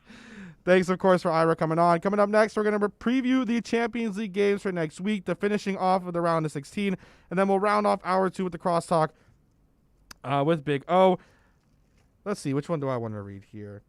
We'll go with this. Sundays at 9 a.m., Juan Cardona dominates the airwaves with Juan on Juan. From Seekers to video games to your favorite South Florida team, tune in every Sunday to Juan on Juan exclusively on the home for sports talk in South Florida, OnsideRadio.com. This has been the Acura of Pembroke Pines Miami Heat Report with Ira Winderman. Visit Craig Zinn's Acura of Pembroke Pines at 15601 Pines Boulevard. Come experience the oasis that customers deserve and the dealership that earned Dealer Rater's 2020 Consumer Satisfaction Award at Acura of Pembroke Pines. This is how we do it. There are those who dedicate themselves to a sense of honor, to a life of courage, and a commitment to something greater than themselves. They have always defended this nation and each other. They still do. The few, the proud, the Marines. With Make-A-Wish, the impossible becomes possible. A girl battling cancer can become a race car driver battling the course. The boy showing all the nurses his fire trucks can take the helm of a real one. Wishes can give kids with critical illnesses the strength to keep fighting, get better, and grow up. Where there's a wish, there's a way. Wishes need you. Visit Make-A-Wish at wish.org. You're listening to this station with more live and local sports talk than anyone else in South Florida. OnsideRadio.com. Broadcasting from South Florida to the world. I'm 54, so basically, it's too late to start saving for retirement, right? Not right. Starting to save, even in your 50s, can really make a difference. Well, right now, saving seems hard to wrap my head around. Plus, with the way this year's been going...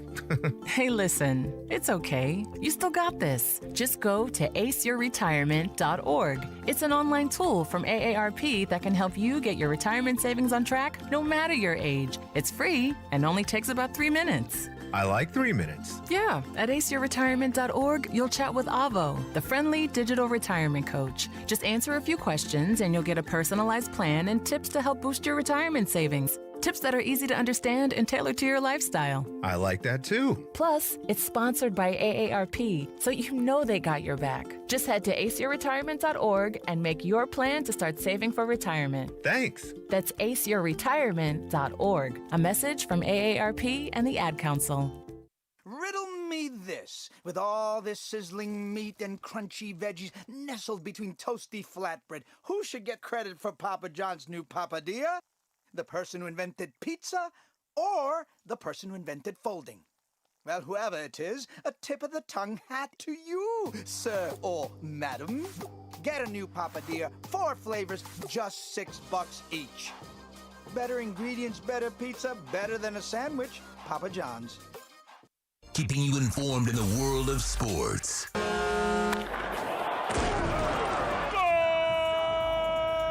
With an OnsideRadio.com sports update. The Miami Heat defeated the Orlando Magic last night 111-103 behind 27 points from Jimmy Butler. Miami now above 500 for the first time this year. The Heat, they're back in action tonight against the Chicago Bulls. That tip-off at 9 o'clock. The Florida Panthers, they won in Columbus last night 5-4 in overtime. After being down 4-1 in the third period, Frank Vetrano scored the winning goal in overtime. This is South Florida's new choice for local sports talk. This is OnsideRadio.com. Coming up next, more Kai's Corner right here, OnsideRadio.com.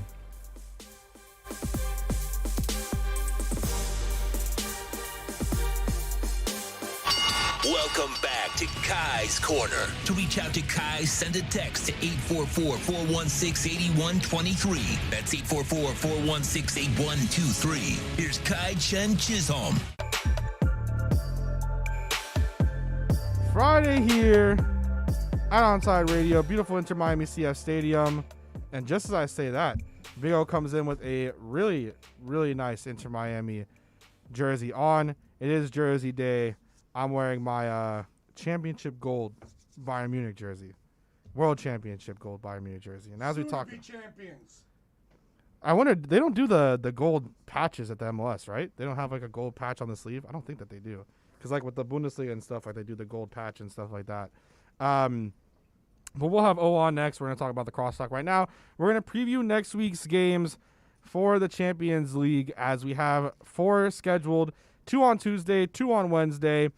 We're going to talk really primarily about the really big ones, the ones that are actually going to be or should be entertaining. Maybe Sean actually tunes into one of them. That would be the hope there. There's one on each day. But the other 2 aren't really too entertaining. You have next Tuesday, Man City and Borussia Monchengladbach.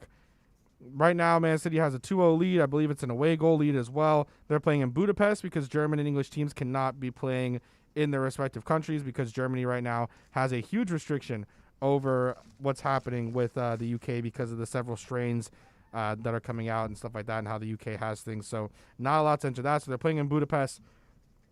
Borussia Mönchengladbach down 2-0, 2 away goals. I mean, anything is possible. They could go up 2-0, but Manchester City is just on a different run of form right now. I don't think that Gladbach can do it, especially because their run of form right now in the Bundesliga, not that good. They're not as hot as they could potentially be with the amount of talent that they have on their team. So, that game probably not going to be as good. The other one happening on Wednesday, March 17th, Bayern Munich versus Lazio. Right now, Bayern Munich have a 4-1 lead, all 4 being away goals. And then the 1 goal for Lazio. Anything is possible in soccer, but they are playing in Munich. Bayern does have the away goals. Even if Lazio goes up 3-0, they would still lose because of 4 away goals for Bayern and the away goal rules.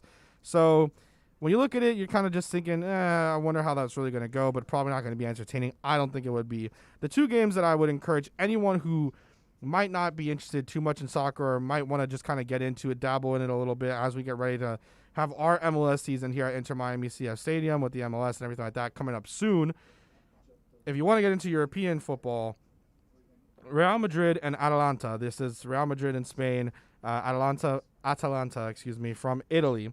They're playing in Madrid, and right now Real Madrid has a 1-0 away goal lead, which is still huge. It's still important.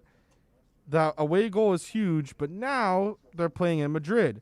So if Atalanta scores 1, if they score 2, things get a little interesting. If they score 1, it's 1-1. If it goes out there, let's say it's 1-1 by the time the game hits its endpoint at 90 minutes or 90 plus, let's say 4 or 5, whatever happens with injury time, it would go into extra time. But if Atalanta scores any more goals past that point and Real Madrid doesn't, or if they only score 1, Atalanta would go through. So if Atalanta scores a goal and they score another, and then Real Madrid comes back and they score 1, Atalanta would go through 2-2 because of away goal rules. And both teams right now, look, Atalanta is not doing as well as they did last season. Their attacking firepower isn't as great as it was last year, which is why they were in the Champions League in the first place, because they finished in that top 4 in Serie A. Real Madrid also isn't doing that hot. They're not the same team that they were before, kind of in the same situation of a Barcelona and Messi, kind of in this situation with Juventus right now. I mean, they have Cristiano Ronaldo, former, of course, Manchester United, Benfica, and more famously becoming Cristiano Ronaldo at Real Madrid. But they're not the same anymore with Real Madrid. Cristiano Ronaldo is really not the same anymore. 3 straight years going out early in the Champions League, which didn't happen. He had won 3 straight Champions League trophies with Real Madrid. Now with Juventus not doing great. Barcelona, they're just a completely different team as well. They're not the same. and that ends, it's a different era. It's a different time right now. And Real Madrid, they're also not doing too hot. They're not one of those teams that you're looking at that you're saying, that's one of the teams that can run away with it. Really, when you look at these teams and you think, all right, who has a chance to win this year?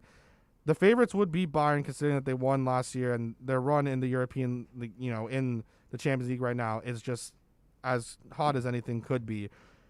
Next up, you would say Man City, because they're on a really, really fantastic run of form through the Premier League.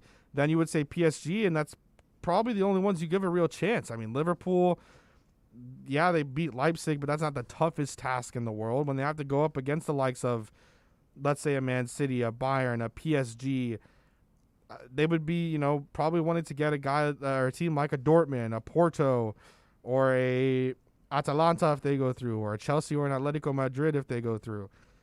So they're all in a different situation, but Real Madrid just isn't the same team. They're not the same team that they were before. They're not the same Cristiano Ronaldo-led team that we had seen for so many years. And really, since he left, they just haven't been the same. The next game that is of some interest is also this one now on Wednesday. The other away goal lead is Chelsea versus Atletico Madrid. Now, Chelsea only has that one away goal because of an outstanding goal that was scored by Olivier Giroud in the first leg while they were in Spain playing against Atletico. This one is happening in London, which is a little bit interesting because you would think that maybe they wouldn't try to have the team come in London. I wonder how Spain's rules are. They're probably a little more lax than the rest of the world. But this will be in London at Stamford Bridge. Thomas Tuchel's side, they're on a little bit of a better run of form, especially since Frank Lampard got sacked and Thomas Tuchel took over. Team's playing a little bit better. Now, he doesn't like Christian Pulisic, which is annoying. This is like our soccer great here in the U.S. Seems like he doesn't really like him because he doesn't get that much playing time now. He's been dealing with some injuries as well and some other stuff, but doesn't get that much playing time under Tuchel. And Atletico Madrid, they're really known under Diego Simeone as being a really heavy defensive team. And now they're going to have to go out there and show some attacking firepower. They can with Luis Suarez, João Felix. They have the ability, Thomas Lemar, they can do it. There's the ability to do it. They have one of the best goalkeepers in the world in Jan Oblak, which is why it took an outstanding strike by Olivier Giroud to even get Chelsea that 1-0 away goal lead anyways. But these are two teams that play pretty passive football, at least now with Tuchel under the helm at Chelsea. It's a little bit different than what they were playing with Lampard.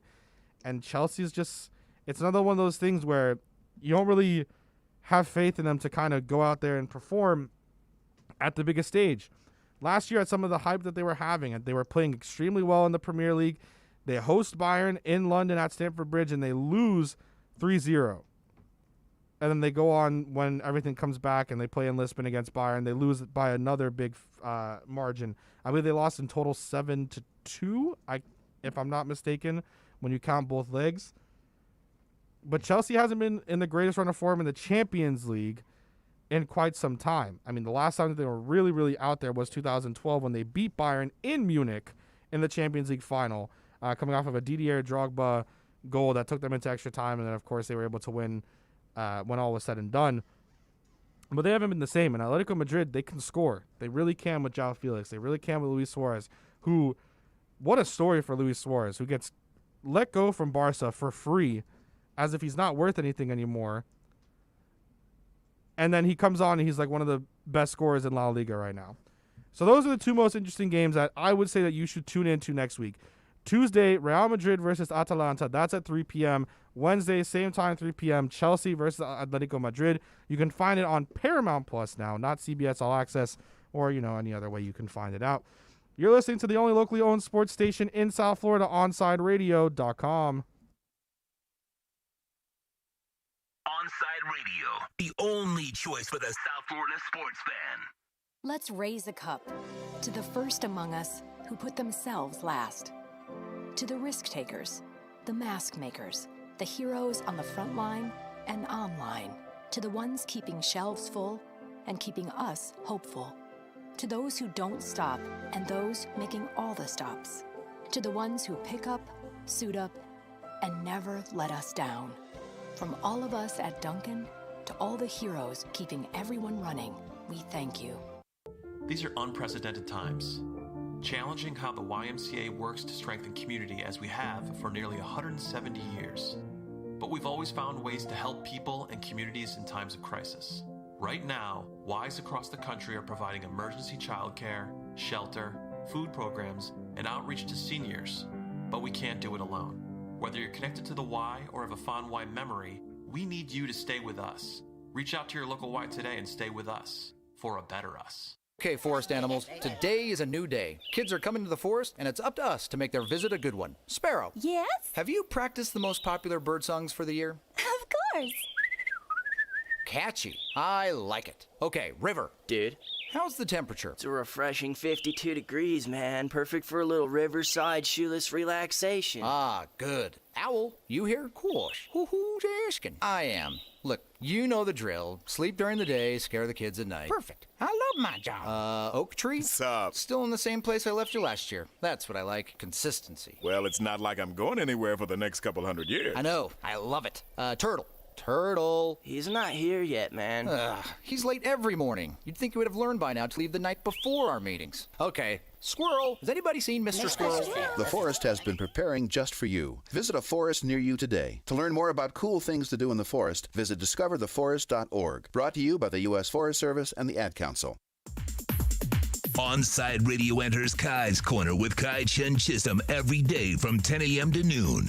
Join Kai as he discusses the biggest stories in South Florida sports. Tune in every day, 10 a.m. to noon for Kai's Corner on the home for South Florida sports talk, OnsideRadio.com.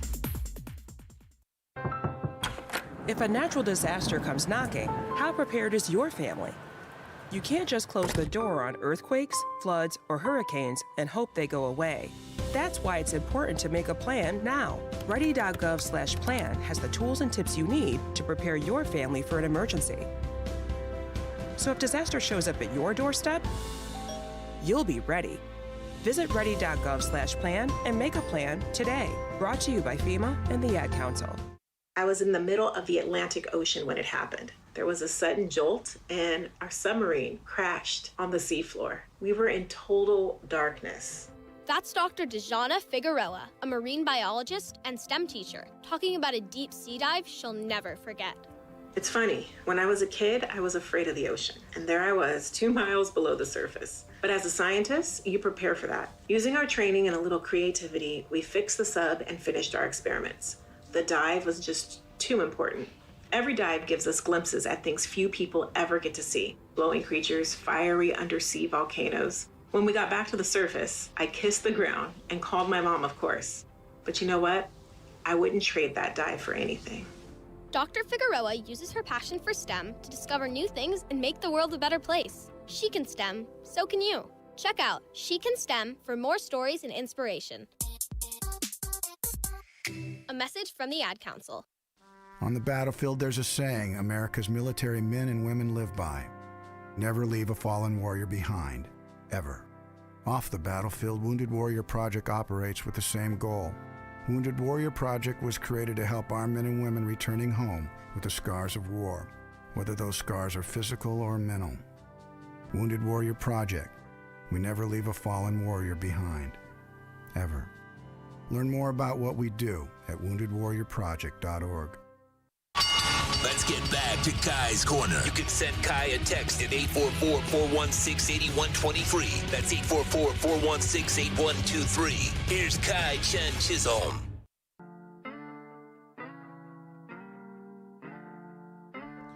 Wrapping up hour 2, we have Big O in studio with us. And now, I want to ask you, what did you think of the jerseys yesterday? The championship mustard gold jerseys. Dude, I thought I was going to hate them.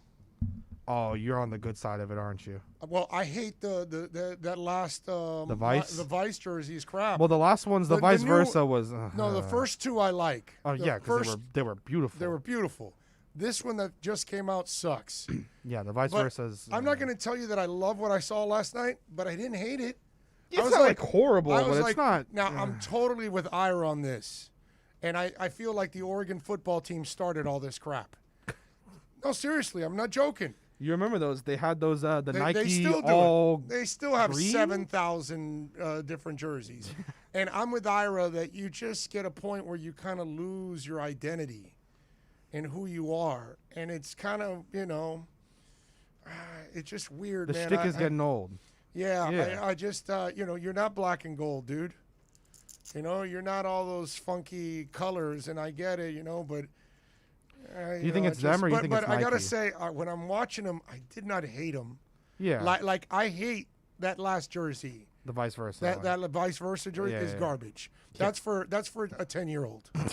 No, seriously. It is, though. When I see the jersey, I see a 12-year-old kid bothering his dad or mom, get me one, and then the parents like, yeah, whatever, here you go. It makes you happy. Go for it, bro. Knock yourself out. It looks like the Trix yogurts? But it looks sharp. It looks sharp, bro. It looks sharp. I can't, black and gold is a really cool combination. Yeah. I gotta, I know Steeler fans are all over going, yeah, that's right, man. But, I didn't hate it. I guess I don't hate. I don't know. I looked at them and I was one, like, not that one. I just wasn't like, yeah. It's not who you are. I get it. But I can't say that it looked bad. That's my problem with it. No, but even now, I watched one of the Tyler Hero highlights, and I was like, man, it does kind of look nice while it's driving to the basket. Right. I'm saying I just got. Does look a little nice. They do. They did look good, man. I cannot deny. Well, you got an even nicer jersey on right now. We got the pink one, baby. I gotta go get my Palma. I gotta go over to That one Caneswear. is so nice. I'm gonna go to Caneswear tomorrow, actually, and go get the Palma. And who knows? I might even find a dog. I may have a dog that I may end up adopting. So. Oh, that's awesome. Do you have any right now, or? Yeah, we only have 4 at the house now. Oh, okay. This would be our 5th dog. But my problem, we've always had like a dog, right? Right. And so the next time around, I told my wife, well, we got to get 2 dogs because that way when we leave the house, there's 2 together. So we ended up getting 2. And we ended up getting a big and a small one. And then we got another small one. And then a 3rd small one came into the mix that people were giving away, and we said, okay, let's go. We took it. So now the big one's kind of by herself. Right. She hangs out with the other 3, but not as much. Not as because the 3 are together because they're all small. Yeah. And so now I want to get a bigger dog. So the bigger dog has another big dog to hang out with.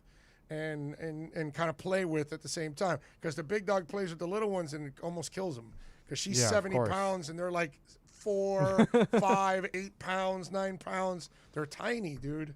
So she smacks them around like nothing. I love dogs. I had one. I had a few when I was a kid. My father had one that I wanted to take and have with me and my mom, but my mom would not do the dog thing. But I love that dog. That dog. Dogs are the best, else. bro. They're better than people.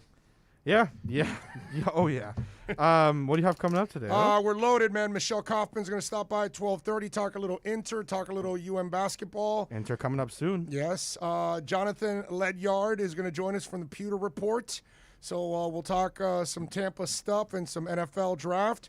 And then Amin El Hassan will stop by at 2:30 to talk a little basketball. So we got a loaded show today, baby. That's awesome. No, nothing to make Tito upset. Oh, no, I'll talk about Bitcoin. I'll upset him with that. All right, perfect. All right, well, I hope you guys have a great weekend. We will catch you guys on Monday, and stay safe. Big O's coming up next. This has been the end of Kai's Corner, Hour 2. We'll be right back to the Big O Show. You can join us on the Onside Sports Line, 888-441-4623.